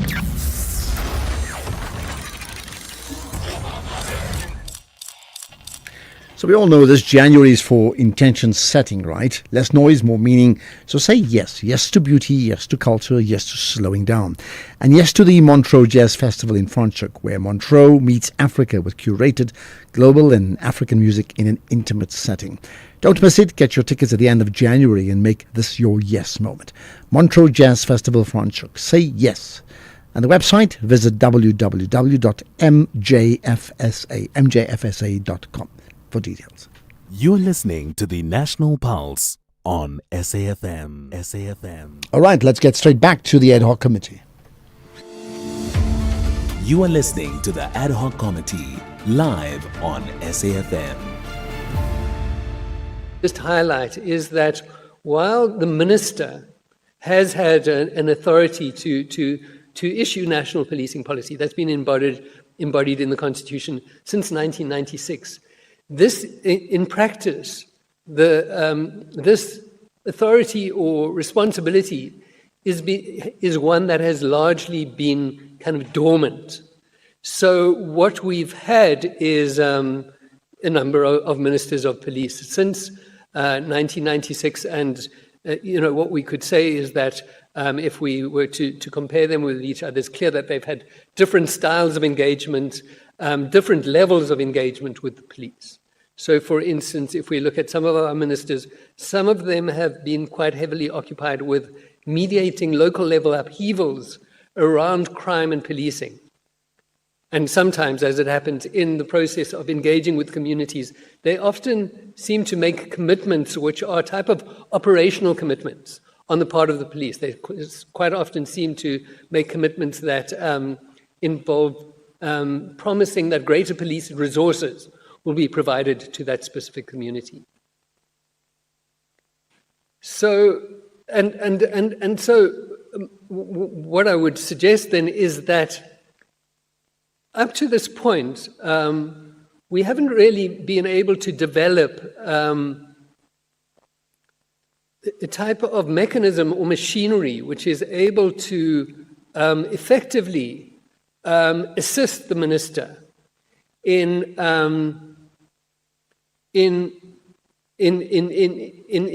addressing the critical questions facing our policing system. And so the that I have about the idea that one would like to confine the minister's role in relation to the police to that of making policy is that my impression would be that we don't really have an effective policy development capacity which supports the minister adequately in performing that kind of role.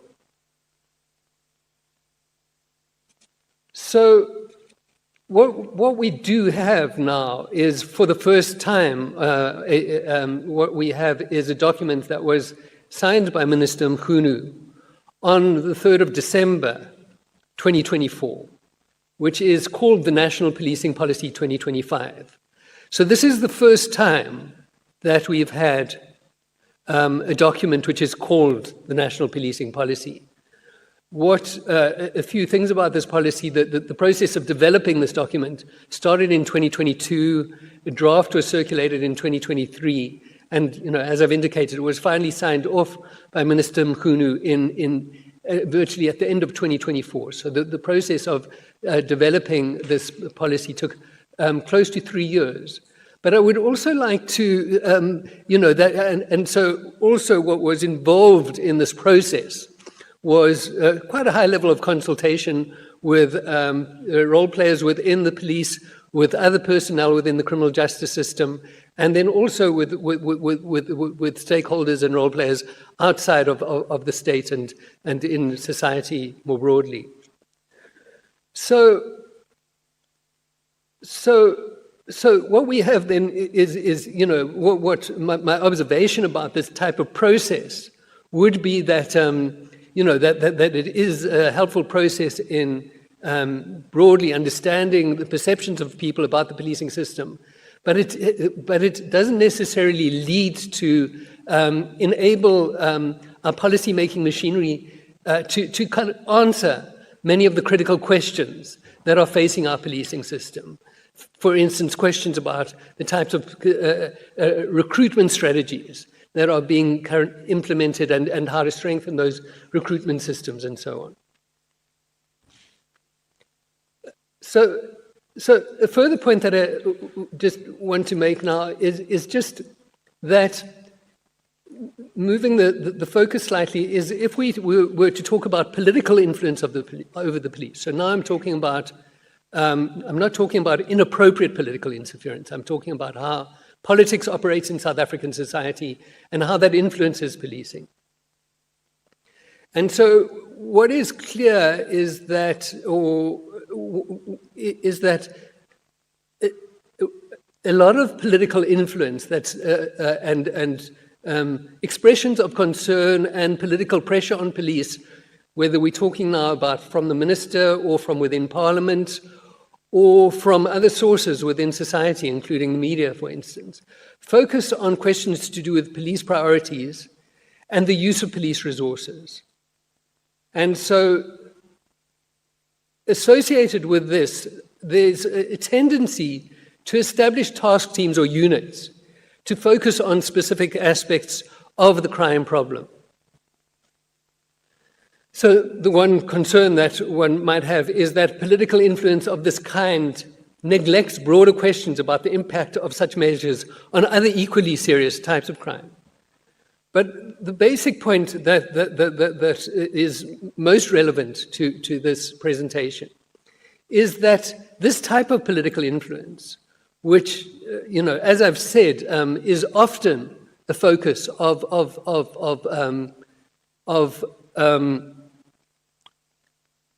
expressions of political concern regarding policing in South Africa, is simultaneously operational and of a policy nature, insofar as it focuses on questions about priorities. It could be seen as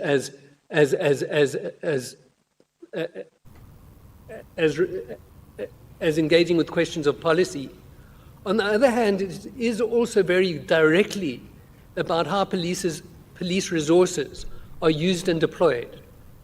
And so... Right, we'll leave the ad hoc committee for now. We need to get to the news. It's 5 o'clock. Here's Greg Hose.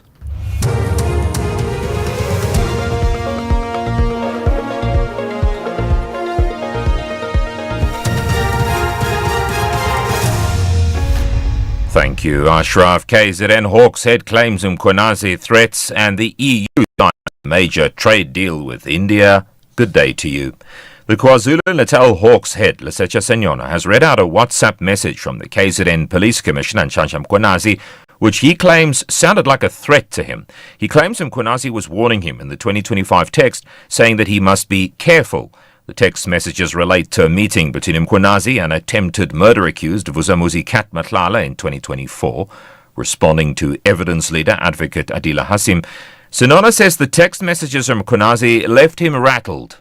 You say you were rattled when you received it, and you've accepted that nowhere in this message does General Mkhwanazi say to you or warn you, don't go and talk about these things or this meeting. You've accepted that. I mean, to the contrary, he's saying that he's now going to be open about the meeting. Are you not rattled because you discovered that there's a recording of the meeting? Is that not the cause for your feeling shaken by it? I'm not rattled because of that. I was definitely being disturbed. The Executive Director of the Council for the Advancement of the SA Constitution, Lawson Naidu, says members of Parliament's ad hoc committee probing allegations of criminal infiltration and political interference in the justice system should put political grandstanding aside and consider a virtual meeting with private investigator Paul O'Sullivan.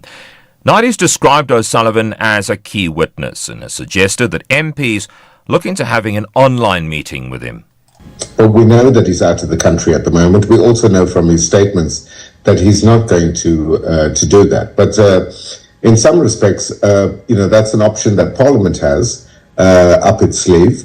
But perhaps the pragmatic way for Parliament to deal with this is to actually to hear his testimony virtually. And if there are still gaps and there's still a reason to call him in person after that virtual testimony, that option would still be open to the committee. Police have discovered 3 bodies of men with gunshot wounds outside Butterworth in the Eastern Cape. Police spokesperson Sipukazi Mawisa. Police reports indicate that the 3 males were found by a committee member who alerted the police. On their arrival at the crime scene, police discovered 3 bodies with gunshot wounds on their upper bodies next to the Cunningham Bridge in Tolini location. The motive behind the murder is not clear at the moment, but forms part of the ongoing investigation. No arrest has been made. The 3 counts of murder case has been opened for investigation. The SADC team has assessed the impact of the recent floods in Limpopo. It's been accompanied by South African officials to gain a clear understanding of the situation on the ground. At least 41 flood-related deaths have been reported in Limpopo and in Mpumalanga. The floods also affecting neighbouring Mozambique. Kailikle Kumalo has the story. The team seeks to establish a comprehensive understanding of the humanitarian situation, response capacity, and priority needs in Vemba District's Limpopo. They've also seen firsthand the destroyed bridges, damaged houses, and an evacuation center. From the visits, the regional bloc will appreciate how South African authorities are managing transboundary water resources to reduce cascading impact of flooding across member states. Kylie Kumalo, SABC News, Johannesburg. The President of the European Commission, Ursula von der Leyen, celebrated the signing of a trade agreement with India. The BBC's Arunde Mukherjee has more. This visit has been high on optimism and also optics, which is why you've seen the kind of statements that have been released by the leaders. You know, the phrases being used, mother of all deals, the biggest free trade agreement, as Prime Minister Modi said, in India's history. And the body language as well that was on display since yesterday has really been one of mutual satisfaction, at least for now, given that both these blocs are facing intense pressure in an environment of unpredictability triggered by President Donald Trump's tariffs. The top story of the KwaZulu-Natal Hawks Head has read out a WhatsApp message from the KZN Police Commissioner, which he claims sounded like a threat to him. That's SAFM News. I'm Greg Close. In sports this hour, Orlando Pirates rebrand their home stadium. Proteas set for first T20 against the West Indies, and Coco Gauff out of the Australian Open. More details at 5:30. SAFM, guiding you through the rush hour traffic. Good afternoon. Starting off in Gauteng, the N14 westbound has a crash reported near the R114 Diepsloot exit. In Pretoria, on Pretoria Street, flooding reported between Kilnerton Road and Kusonia Avenue, so please approach with caution. And on Sefako Machatu Drive, there's a crash at the N1 highway. In KZN, the M7 eastbound in Pinetown has a crash reported near Hunstetman Highway and a crash on the N3 southbound after Hilton Avenue. In Cape Town, the N2 outbound is slow moving towards the R300 interchange. Heavy traffic reported in the central Stellenbosch area and heavy traffic through the central Claremont area. With your traffic update, I'm Irma G. Stay safe on the roads. SAFM is with you. The National Pulse with Ashraf Garda on SAFM. You're listening to the National Pulse, weekdays 3 to 6 p.m. So just for now, we'll take a break from both the Madlanga Commission, that's adjourned for till tomorrow, as well as the ad hoc committee that's still on the go, because we're going to talk about Wikipedia and them celebrating 25 years of Wikipedia. And then also a significant board appointment to the foundation for Bobby Shabangu. So Bobby's with me. Thanks for your time and thanks for joining us on the National Pulse. Thanks for having us, Ashraf. Thank you so much. Well, we're going to talk about your appointment in a moment, but let's talk about Wikipedia first. I can't quite believe it's already 25 years. Like, it seems like it started a few days ago or a few years ago, and before you know it, it's a quarter of a century. It is indeed. It started in 2001, actually. It was launched in 2001 by two friends, Jimmy Wales and Larry Sanger. And then over 25 years, it's gathered a lot of information, voluminous volumes of information that people read, and in many languages as well, actually. So when it started, what was the value proposition at that time? And does that still hold? The value proposition at that time was to give people information. All information, in fact, should be gathered in one place and be given to people in all their languages. And it actually still holds true to this day. People read Wikipedia. Unfortunately, a lot of people don't know that they can actually add that information or data on Wikipedia. But it does really even help. Even AI, relies on Wikipedia. It learns from the data sets from Wikipedia to this day. So it's a very important platform. So just to confirm, when we say people can read, I think the obvious thing for people that they want to search for things, Google comes to mind. How does it differ from, say, for example, Google? So a lot of people think that they are Googling things. People say, let's go Google things, right? They do not know that Google is actually a search engine. Google only gives you the links to whatever you're searching for there. So Wikipedia is almost always the first link on your search, whatever subject that you're searching for. As long as it's there on Wikipedia, it'll, optimize it so that it's the first link on your search results. And you made the point about people don't know that they can add information themselves. I certainly am aware of it, but if they don't know, why don't they know? I think maybe it's because of the awareness. In fact, as it stands now, Ashraf, a lot of content is actually added by people that are sitting in the global north, particularly in the US as well as the Europe. But Africans particularly, they use phones, and I'm not talking about social media here, I'm talking about information that you can learn from, right? So people, they don't contribute actively because of the lack of awareness. They only think that things that just come from the internet, but they do not know that there are actually people that add that information, whatever information it is. And I'm not talking about Wikipedia only here. I'm talking about whatever data that you read on online. There is someone that actually curates that or facilitate for that content to be there so that you can read it. But Africans, unfortunately, or countries in the global south, unfortunately, they are not aware that they themselves can actually. Because when you say someone curates it, I mean, that someone can be anybody, right? That someone could be anybody being part of an organization. It could actually just be myself in my own personal capacity curating that, yeah? Exactly. The information, especially on Wikipedia, information on Wikipedia can be added by anyone, anywhere. as long as notable. You can write about the street, in Santino, in Alexandra. You can write about anything that is really notable, including your surname, but the information on Wikipedia, though, it needs to be backed up by reliable sources. You need to say, you need to put the information and then back it up by a reference. So that's how basically we can. Okay, and that avoids the fake news scenario, right? The reference is important. Yeah, exactly. Good point. You touched on the fact that contributors from the African continent are either lagging behind or they're largely absent. Now, there could be many reasons for that. The big question really is, how do we turn that around? How do we ensure that the narrative about Africa on Wikipedia is driven by Africans? Yeah, I think the responsibility lies on us as Africans to start really adding content on Wikipedia.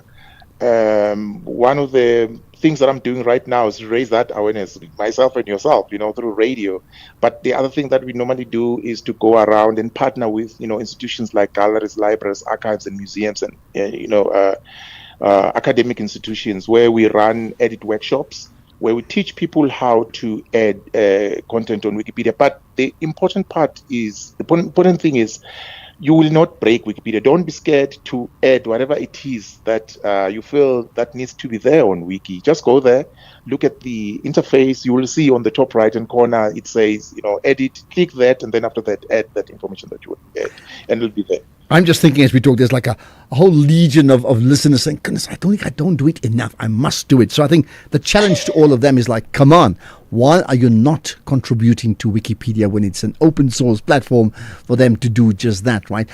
Let's then talk about the impact that Wikipedia has now. I mean, the world, so much has changed in the last 25 years, right? So what sort of impact did it have at the time of its launch? And what impact is it having now at a time when it appears there's just it's true, there's just a glut of information, true or not true? Yeah, I think throughout the 25-year journey of Wikipedia, I think millions of people actually have relied on Wikipedia over the 25 years, and across different languages as well, and across borders, to build something that is greater than just only a website, but something more than that. So the impact it's so much great because some people really, they even finished university degree because they relied on Wikipedia. Information that they got it from Wikipedia, and it's one of the most reliable source that you can just go to and get a summarized version of whatever information that you're searching for. So it's that important, and some people actually, they first read Wikipedia before they can read any other source of news, because they know that whatever it is that they're going to be reading on Wikipedia, it will be neutral, right? Yeah. So well, I mean, you made your pitch for Wikipedia well, because I think of myself, and when I was a lightie, they always said, if you want to be really clever, you need to get an encyclopedia. And I mean, clearly that pedia part sticks from encyclopedia to Wikipedia. So that emphasis on knowledge seeking, you made a very clear pitch for that, right? What is the biggest challenge Wikipedia faces now? The biggest challenge really is the advent of AI, and although AI relies on Wikipedia, it's really people not knowing how Wikipedia works exactly, and AI works. The relationship between the two. The people now, they just use AI. And the other challenge is that AI itself does not attribute Wikipedia. That does not say that I got this information from Wikipedia. But us that are using AI or that are contributing on Wikipedia, we know that this was taken from Wikipedia. So this is one of the challenges that we face. And the other thing is that the funding. Wikipedia relies heavily on donors because we don't advertise on the website, right? I think this is one of the things that why people love Wikipedia, and they enjoy, the consuming information from Wikipedia. But the donor contributing are getting low, as well as the understanding of how Wikipedia works exactly, especially in the age of advent of AI. I mean, the obvious question around donors is the age old concern about how much influence does a donor funder have on the editorial coverage of an institute, like in this case Wikipedia. Yeah, so the influence that they have in the actual content, it's none. You know, you just donate with your money, and then people think the money donation, the monetary donation, is only what counts. But also, when you actually sit down and actually write a Wikipedia article, we consider that donation as well, because you donate with your time, and that time is very, very much important. So I think one of the things maybe that I've left out is activating of new Wikipedia editors as well, you know, especially from underrepresented communities, like maybe the LGBT communities and like maybe women. And I think this is one of the most important, these are one of the most important groups that we don't really see on Wiki, and drive the content now, what the output that you found on Wikipedia as well. I think that's so important because besides other grouping, there's also language issues like Siswati, which exactly. I think is underrepresented, isn't it? Exactly, yes. Siswati is underrepresented, and many South African languages are actually underrepresented because there's not a lot of people that speak those languages that actually contribute online. In fact, isiNdebele was not there on Wikipedia up until recently, up until 2024. You know, and the information that is there, the content that is there, the articles, number of articles that are there now, I think it's around 250 articles that are there of isiNdebele.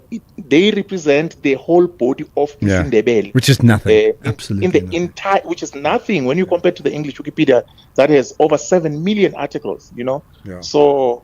Yeah, that is. Let's end by talking about you. You're now, I understand, a member of the Wikipedia Foundation Board, which I think is wonderful news. But tell me your story. How did you get involved with Wikipedia, and what's been your own personal Wikipedia journey? So my story is very interesting, and all Wikipedians actually have different and interesting stories. My journey with Wikipedia actually started back when I was working as a radio producer at the SAPC. And I used to spend a lot of time researching stories for my show, and almost every time Wikipedia would appear as the first result. Fast forward, I realized actually quickly after that African topics and local stories was either incomplete or missing. And eventually I got to meet the community after I discovered that you can actually edit Wikipedia. And then they introduced me on Wikipedia, and the rest, as they say, is history. We find ourselves today at the Wikimedia Foundation. And overall, in that period, have you been directly involved in, because again, it's unclear, are Wikipedia members, are they volunteers, are they there full-time? Some are full-time, some are not. Maybe, explain, where do you fit in? So Wikimedia, they are volunteers actually. Wikipedia is run by volunteers through and through, but we do have a paid staff, because we are running the chapters and the organization as volunteer-led. We're going to need some people that are going to really be paid to run stuff. The positions that I've held throughout Wikimedia, they were volunteer-led, especially in the Wikimedia South Africa. Now that I'm in Wikimedia Foundation, I'm sitting on the board of trustees that really provides the strategic leadership as well as oversight of, providing resources throughout the world in all of the chapters that are spread to all over the world in terms of funding and stuff like that. So, that's fantastic, and you have that strategic position is critical. If you and I had a chat, say, 10 years from now, talking about, Wikipedia and the Wikimedia board, what do you think you'd be wanting to tell me about it? Well, 10 years from now, I'd be wanting to tell you about the impact that Wikipedia has made. I'd want to see 100-fold of these, especially languages from the global south, especially here in South Africa. I'd like to see all the languages being multiplied 100-fold, and as well as the content, there's the South African content. I would like to see it there on Wikipedia, and this is basically what we would like to see in the future. Okay, well, to the next 25 years, best wishes, Bobby Shabangu, but certainly best wishes for yourself. Now, it sounds like a cool title, member of the Wikimedia, in this case, Foundation Board. Thanks for joining us. Much appreciate you sharing your insights on the National Pulse. And all it means now is you and I and everybody else needs to get onto Wikipedia quickly and read, but also contribute, because they can. Ashraf Garda on the National Pulse. That was so interesting. By the way, you know that, I mean, you can listen to that podcast because we'll post it up soon. Go to safm.co.za and need I say podcasts of other conversations we've had just about every day here on the National Pulse, right? Listen, debate it, share it with your friends, share it to your networks as well. Well, let's have this debate about the ad hoc committee, because we're going to cross over right now. You are listening to the Ad Hoc Committee, live on SAFM. And about the motivation of the minister for closing the PKTT. And there's, it would be fair to say that there are serious suspicions about what his motives were. And the minister has, Minister Mkhunu has defended, his decision on the basis of, well, I'm not going to try and explain it in any depth, but on the basis of reconstituting supposedly decisions that had been taken about reconstituting the detective capacity of the SAPS, and it's the manner in which its specialized functions were structured. So, you see, I think that, you see, the point that I'm making is that the directive that he did issue then, which was to close down a unit, to me, it's of the same, I think the word is sui generis, of the same family, of the same, as many political directives which are issued for specialized units of one kind or another to be established. So if we look at the establishment of the PKTT, that was, that was something that took place under political direction. And so, to me, establishing task teams and closing them down is something that, is equivalent. And so, insofar as ministers seem to be authorized, or the executive seems to be authorized to play a role in the establishment of task teams, it seems also to me then that similarly it is within its powers to play a role in the dissolution of task teams. That does not mean that underhand motives may not play a role in such decisions. So the further point then, you see, that I think that some of the answers to this question is not that the minister violated any formal provision that I'm aware of. There might be protocols of government that, for instance, you see, I mean, people have raised questions about the interministerial committee. And, so there's a question about, were there protocols relating to interministerial committees that were still binding on the minister? I can't answer that question for you, but it's not clear to me that there were. And so, I would say that, my question is that there is not, a clear breach. My understanding is that the minister did not clearly breach any provision that I know about. And so, but I would, then look to measures such as of the kind that are suggested by ourselves in APCOV as a way of, so for instance, it seems fair to say that even if there wasn't a violation of any existing provision, that the process that he followed was lacking in some kind of way. And so, introducing the requirement that any instructions of this kind, directions of this kind, should be preceded by consultation with the National Commissioner would seem to be a reasonable measure to try and limit the risk of what might have been a poorly considered instruction. Thank you. Honorable Sango. At any time you may want to be recused, honorable members. My benevolence allows you to do so. Thank you very much, Chairperson. Good afternoon, Mr. Bruce. I never thought I would ever agree with the Institute for Security Studies. But let me say, today I feel like Honorable James, I feel vindicated.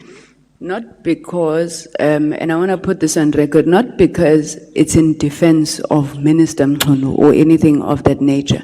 I hold no brief to defend anybody, including Minister Mkhunu.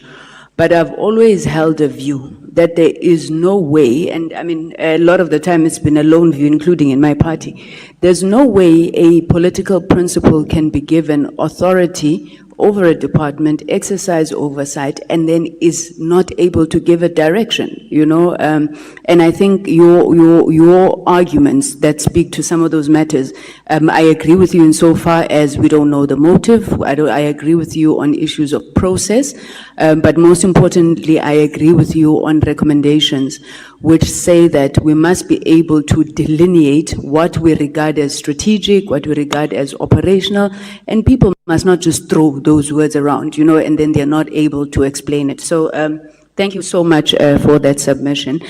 I just have a few questions, and maybe let me just start with this one, which was just irritating me a little bit because I couldn't make sense of it, also in the context of what we've been dealing with.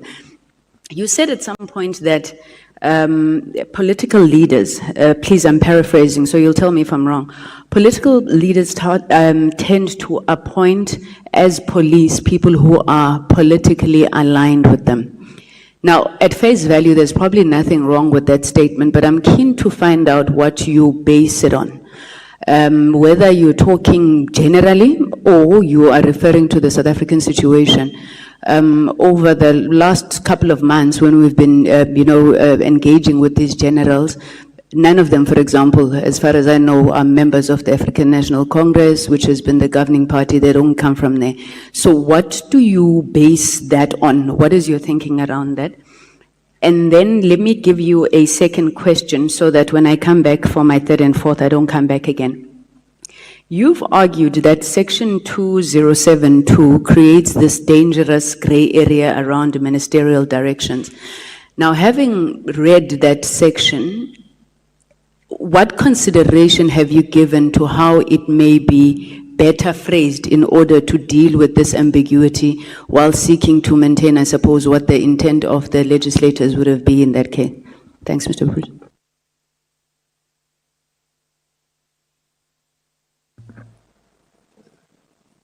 Thank you. Right. So in relation to your first question, what I would say, so it's about the assertion that political leaders tend to appoint police leaders who are politically aligned with them. And I wonder if that is entirely correct. But let's say that tends to appoint police leaders who are likely to be willing to do their bidding. So they might not be, of one mind with them politically, but likely to not contest, political type directives which they receive. And, insofar as I have managed to read about the experience with policing in many African countries, I think that the experience is consistently that, police leadership is generally compliant with the executive. And so this, because I believe it was you who referred to. We're just going to leave the ad hoc committee for now, but we'll hopefully get back as soon as we can. But there's lots more to cover, starting with the news headlines with Greg. Quick look at those headlines. The Western Cape Health Department says the outpatient at Paarl Provincial Hospital has sustained extensive damage in a fire. The KwaZulu-Natal Hawks head has read out a WhatsApp message from the KZN Police Commissioner, which he claims sounded like a threat to him. And the push to reform how Africa's credit worthiness is assessed is gathering pace. More on that story and other news at the top of the hour. SAFM, guiding you through the rush hour traffic. Good afternoon. Starting off in Gauteng, Barry Herzog Avenue northbound in Melville is where crash is reported near Sabi Road, and Daspoort Tunnel in Pretoria queuing at the tunnel. In KZN, the N3 westbound queuing towards Spaghetti Junction, and the M4 in Umdloti has roadworks reported with stop-go controls in place at La Mercy. In Cape Town, the N1 outbound has heavy traffic towards Koeberg Interchange and Malibongwe Drive westbound in Rivergate, queuing towards Discovery Drive. With your traffic update, I'm Irma G. This is SAFM Sports with Tuming Khapele. Right, Sumi, what do you want to get off your chest? The historic home of Soweto Giants, Orlando Pirates, Orlando Stadium, has officially been renamed the Orlando Amstel Arena. Now, the new name forms part of a 5-year sponsorship between Orlando Pirates and Amstel, which was signed in August last year. And both Pirates and Amstel have stressed that the deal is not simply about branding.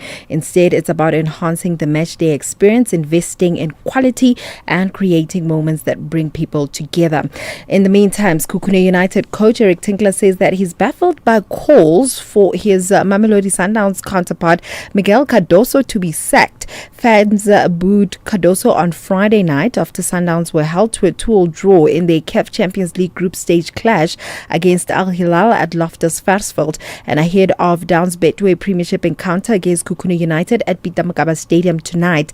Tinkler questioned the narrative around Cardoso's future, suggesting there were forces at play behind reports linking him with an exit. Listen, they played the other day with probably their third choice team and still won. I actually think there's a lot of negativity that's going around them that is being created for wrong reasons. Because, truth be told, Sundowns won the league last year with 72 points, am I right? So that's an average of 12 points every 5 games. Are they on track? Yes. They have exactly that amount. So have Sundowns got worse? I can understand if people say to me, oh, Sundowns now are not achieving the 12 points per 5 games. They now 8. Then I could sit here and say, yeah, there's a problem at Sundowns. But the fact of the matter is they've got 12 from 5. So they're still on target to 72 points come the end of the season, which no other team has even come close to. So, Ashraf, tell me, what's the difference between Mamelodi Sundowns and Man City? Because we're so used to seeing Man City winning the league, right? And they threaten to not win the league. However, you're not hearing any calls for Pep Guardiola to leave, while Sundowns is also threatened to possibly not win the league. And now they're calling for the head of the coach. I thought the difference only is rands and pounds. Essentially, that's it. If you go back to the history, rands and pounds. Meanwhile, in cricket, Proteas kick off their T20 series against the West Indies today. And Captain Aidan Markram says that while they want to test different combinations and finally settle on their lineup for the T20 World Cup, they're still playing the series to win it. The Proteas last played on the 19th of December when they lost the T20 series against India 3-1, and will know the importance of a winning feeling ahead of a major tournament. Yeah, you want to win. I'll always be a captain that wants to win. Been through a lot of bilateral series where we've lost, and incredibly frustrating.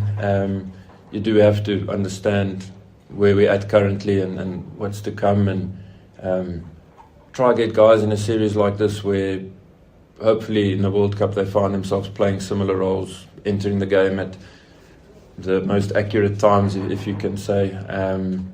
But also managing the boys. They've had a busy SA20. It's quite a tough schedule, the SA20, and understanding if guys need a rest and put the feet up and rest the brain, whatever it might be, that we give them that opportunity as well. So it'll be a very individual thing, but definitely try get guys into the exact roles we hopefully foresee them doing in the World Cup, and with that still try win as well.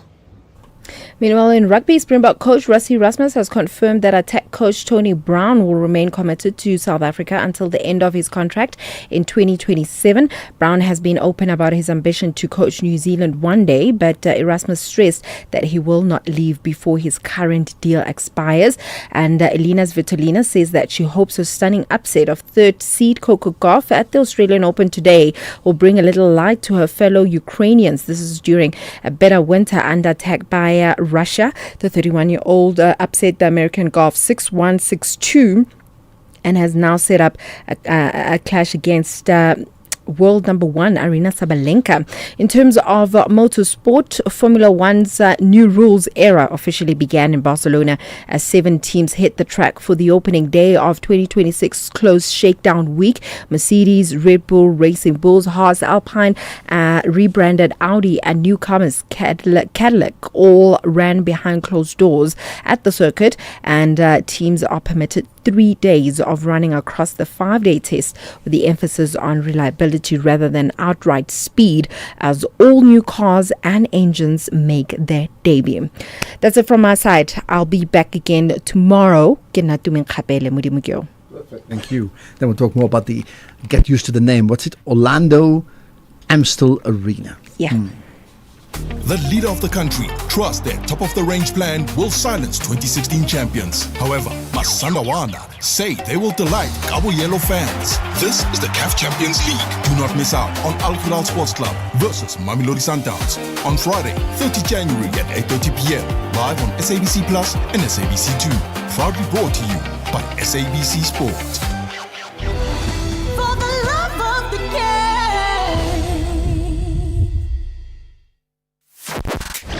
The Morning Brief. Let me start with a broad question. Your reaction to this incident happening as it did, just at the entrance, the main entrance to the Poisons Magistrates Court. Right now, as you can see, the whole situation in the country has been escalating on a security point, and this was actually inevitable. This has been happening and building up throughout the country. You'll appreciate that these incidents are not just happening at the entrance of the court, outside the court building. It's actually happening within the court system. The level of criminality and the sophistication with which they operate and the impunity with which they do this is actually very scary. Nilan Karikan is the president of the Judicial Officers Association of South Africa. Tulasizwe Simelane on The Morning Brief. For 90 years, one voice has informed, challenged, and connected a nation. SAFM, South Africa's national English public radio station. Established in 1936 as the SABC's very first service, the A program evolving through the English service, Radio South Africa, to SAFM in 1995, shaping thought and strengthening democracy. From a full-spectrum station to a trusted home of news and talk, SAFM continues to lead the conversations 90 years strong. SAFM, leading the conversations that move us.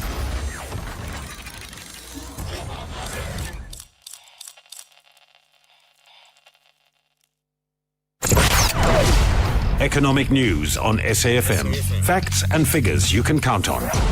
As always, that comes with Jimmy Moyaha. Jimmy, you've got some news about a transformation fund, right?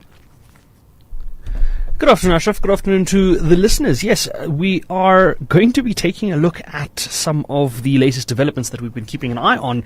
We covered this previously around the Transformation Fund, taking a look at what its aims were. We know it was mentioned last year. We know that it's likely to come up at this year's budget speech. We know that it has been in the works, and the Minister in the Department of Trade, Industry and Competition has put forward various proposals, including the conversation around the redraft. We're going to examine this and try and make sense of what has come out of late. We've gotten almost a new working paper, working draft around how some of the terms and conditions could potentially work out for the Transformation Fund. So we're going to dip into that in a bit of detail and try and see if we can make sense of that and see if what we have on the table at the moment is something that we can proceed with, especially seeing as how it would affect so many South Africans and affect likely the budget speech that we are expecting next month. We're also going to take a look at the impact that the private sector has had on state-owned entities like Eskom and Transnet. We've seen a lot of increase in the public-private partnerships and relationships between some of our state-owned entities and the private sector. We're going to take a look at whether or not these have been positive and where we go to from here. Then we have a conversation with the South African Venture Capital Association, taking a look at their expanded mandate. They've now confirmed that they will be looking to expand their mandate from what it currently stands to incorporate more of the private capital markets. We're going to speak to the interim executive director there and get a sense of what that would look like. Then we have a conversation with the South African Cane Growers Association on the new sugar tariff review that is currently underway from the International Trade and Administration Commission. We're going to get a sense of the impact that review could have on the sugar industry and on the jobs in the sugar industry. And then we're going to wrap up the show, because it is a Tuesday, with an agri segment. We're going to look back into the foot and mouth disease conversation. We know we've been keeping an eye on this since last year. Government has officially assigned a council to manage and monitor this and monitor South Africa's response to the foot and mouth disease. We're hopefully going to get a sense of what that response would look like, what that council looks like, and what its objectives will be. So that's what's coming up on the show today.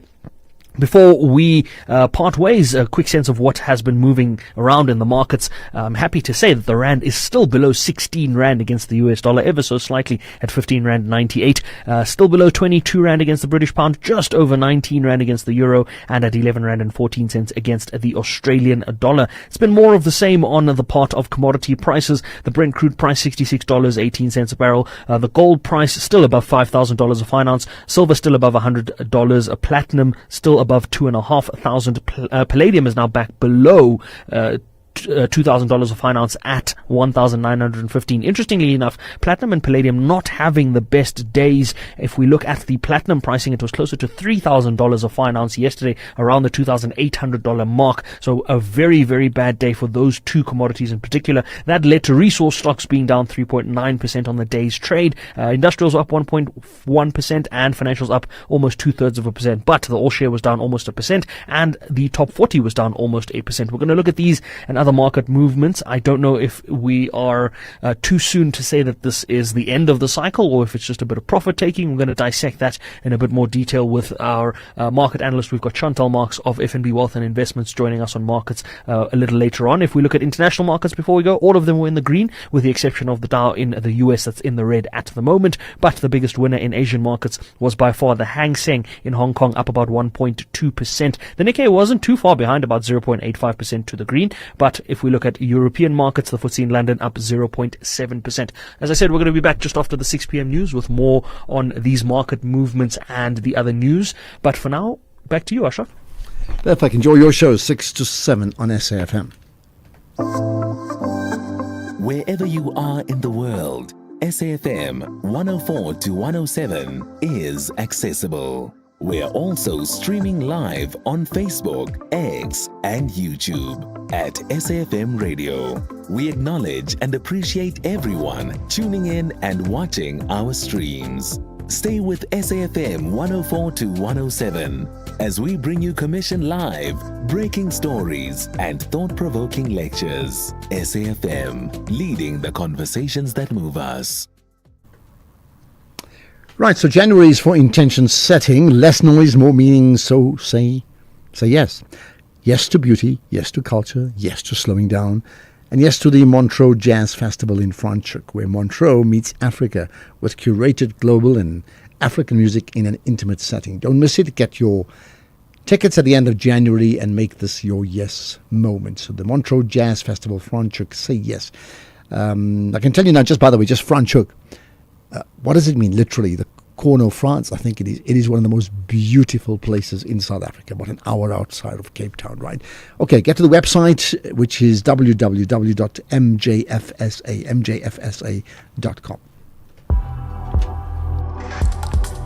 Ashraf Garda on the National Pulse. Right, we need to get to your WhatsApp comments. I did say, we bank them and we play them when we get the chance, because we need to pay lots of attention to the ad hoc committee and the Madlanga Commission as and when it comes, right? So there's lots of comments from you about a whole range of issues. Let's see how many we can pick up. Goodness, man, we could have a whole commission just on WhatsApp comments. Here's one. Good afternoon, Mr. Ashraf. Mbongo Sunday Samboyesa. Hey, Mr. Ashraf, these witnesses in the commission, they are confusing us together with the kids that are still attending school. It's immediately does not mean immediately. And then open plane, but not open plane.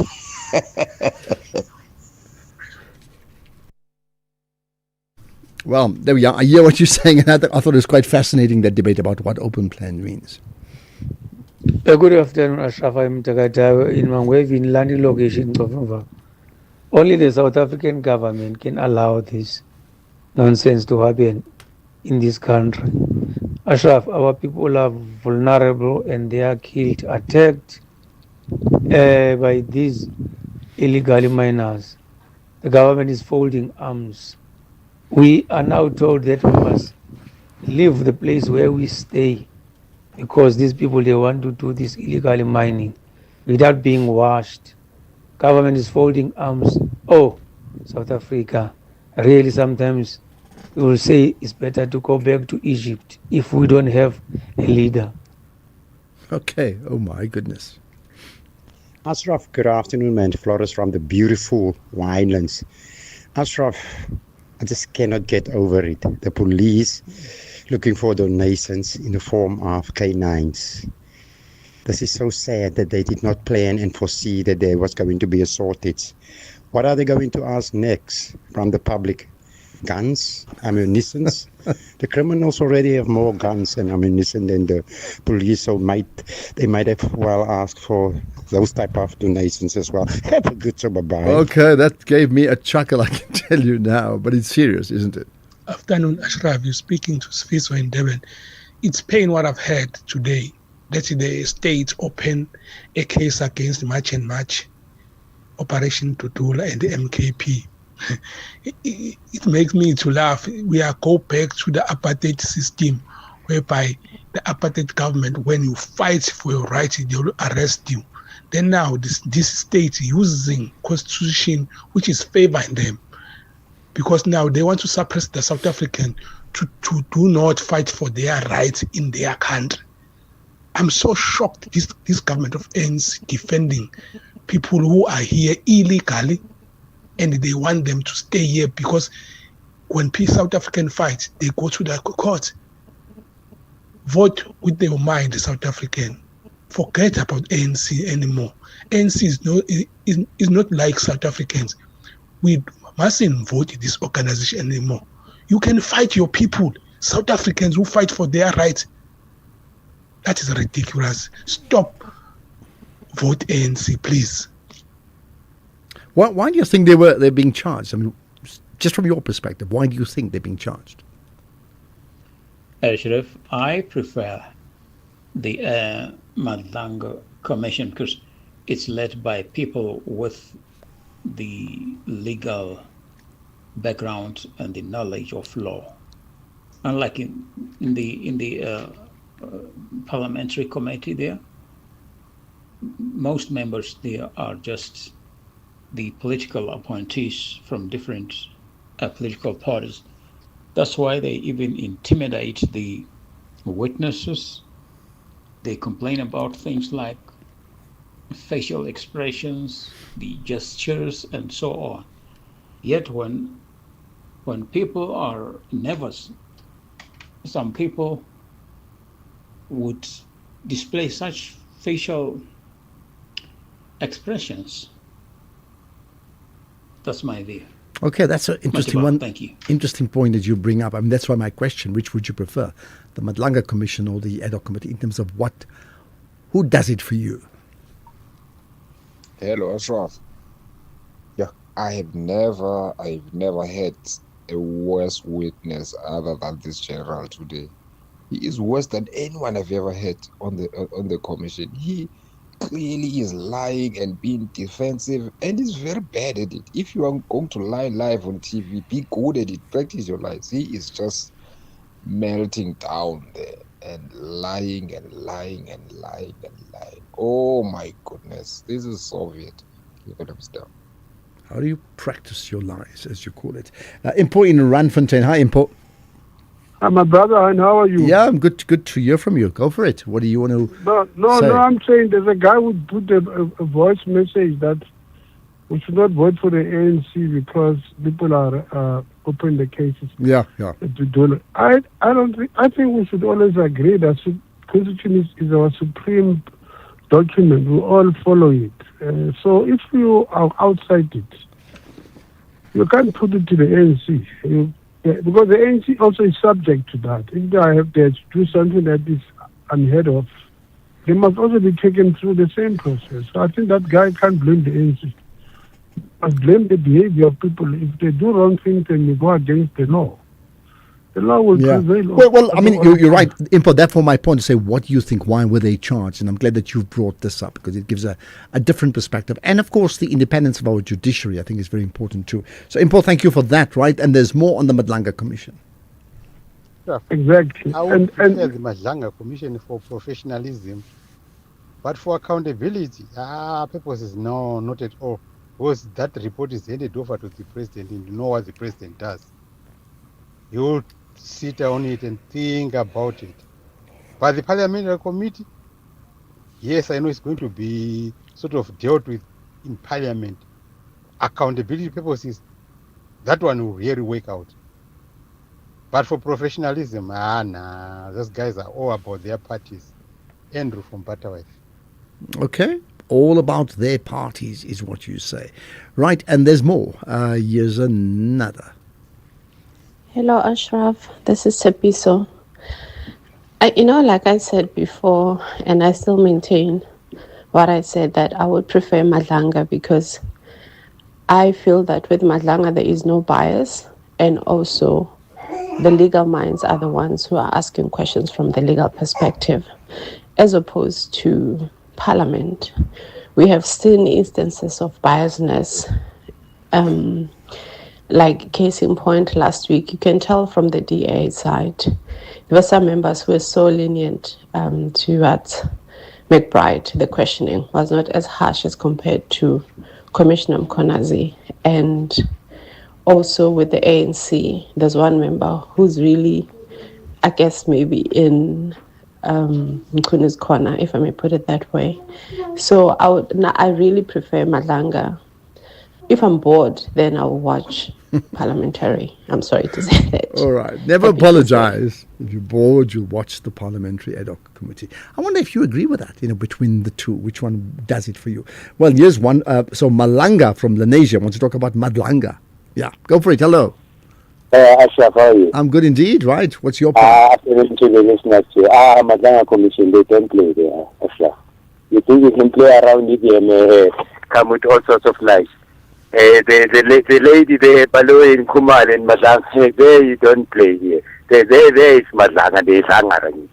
They don't play. So you think Madlanga is like Champions League and the others are just lower division? In the ad hoc committee, I'm not undermining the ad hoc committee, but it's not a secret. I was listening to the relationship thing about I'm related to this one, we also related to some of the people in the ad hoc committee and the Madlanga Commission. They must just take the devils out and then need to be moved in Madlanga Commission. Right. Well, thanks for your contribution, Malanga, on the Madlanga. Thank you for that indeed. Much appreciated. Right. There's further comments about the witness, if you can call it that. Yeah. Ashraf, good afternoon to you. Good afternoon to your team. Great show always. It's good to hear your voice. this is Madlanga Commission. Sinona is refusing Ashraf. He said he doesn't know what is big five cattle. He know big five animals. Is he referring that these big animals are the five cattle? What is he trying to say on this? Uncle JJ, the truck driver. Thank you. Send them to Kruger Park and you see the difference, isn't it? Hi, Ashraf. For me, I prefer Madlanga Commission because it's one-on-one session with the head hoc, people like Kulisa Diko that are defending the criminal where their names are mentioned. So for me, Madlanga Commission. Thank you. Okay, I'm amazed. Does anybody want to talk about the ad hoc being better? Good afternoon, Ashraf and the listeners. As these people are holding big, huge positions, but when they come into this commission, they turn into, I don't know, low person. Mr. Ntanta Mkwanazi and another lady, he's coming from SAPS. They were excellent answering the questions. But almost all of these guys, listen to this, the Hawks leader in KZN. You can't know what is he saying, even if you want to protect this name, but like this, Thank you. I mean, and many are very critical of Sinona. Hi, Ashraf. No. I think there's general friends ignorance. That's it. You can't be just saying you don't know and you don't know, whereas you know. This is Evelyn. Bye-bye. Thanks, Evelyn, for that contribution. You can't say you know when you don't know. Ashraf, in your question, when in your opening of the show, you asked which one will the listener prefer between Madlanga and the ad hoc committee. Without hesitation, I prefer Madlanga Commission. I don't have anything against the ad hoc committee, but I don't think it's reliable as much as Madlanga Commission should be. Thank you, Ashraf. Okay. Butinkonke in the Eastern Cape. Thanks for Buti putting the Eastern Cape on the map. Here's another for the Madlanga Commission. Hello, Ashraf. Hey, this general is about to get it. You know, I think it's just the beginning. They're just marinating him. Tomorrow, that's when the stuff will hit the fan, I'm telling you. I can't wait for tomorrow. Madlanga Commission is coming. Okay. Anonymous can't wait for tomorrow. Hi, Ashraf. Can I please remain being anonymous? This is about, I just want to talk about this General Sinona. He seems to be hiding a lot of things. He's not coming straight as a person who is very truthful. I don't think he can be trusted. So that's all I just wanted to say. I thank you. Oh, thank you. That's your contribution. And in fact, here's one saying, hi, Ashraf, yes, I like the ad hoc. So we've got one for the ad hoc. What about that shit about Wikipedia? Good afternoon, Ashraf, my brother. This is Tsembinkosi from eThekwini. You know what? Wikipedia, especially online Wikipedia, doesn't provide much information now. I prefer to go on my encyclopedias, my books, so I can get enough information, because online now, they are limiting our information. I don't know why. Can you please ask your guest them? Okay, I mean, I'm pity the guest is gone. I probably would have done that anyway. They're limiting the information. I didn't know that. Well, look, I mean, that's the show. So first of all, pick up certainly the conversation with Wikipedia, that around that story. You can pick it up as a podcast. And then anything else, you know, we've got podcasts of all the major interviews we've done, well, just about every day over the last couple of weeks, so the whole of January, and then share it as well, download it, share it with your friends as well. But I mean, as we end the show, I'll ask that question again for you to consider. When comparing the two, the ad hoc committee and the Madlanga Commission, what Who does it for you? Who gives you what you want and why? I mean, that's the show. I want you to maybe have supper and share that question with your family, and let me know tomorrow. What do the others say as well? Thank you for listening. This has been the National Pulse from the team here, as always. Much appreciate your support. Certainly a thumbs up from Temba and Keys as well. But it's 6 o'clock, time now for the news with Greg.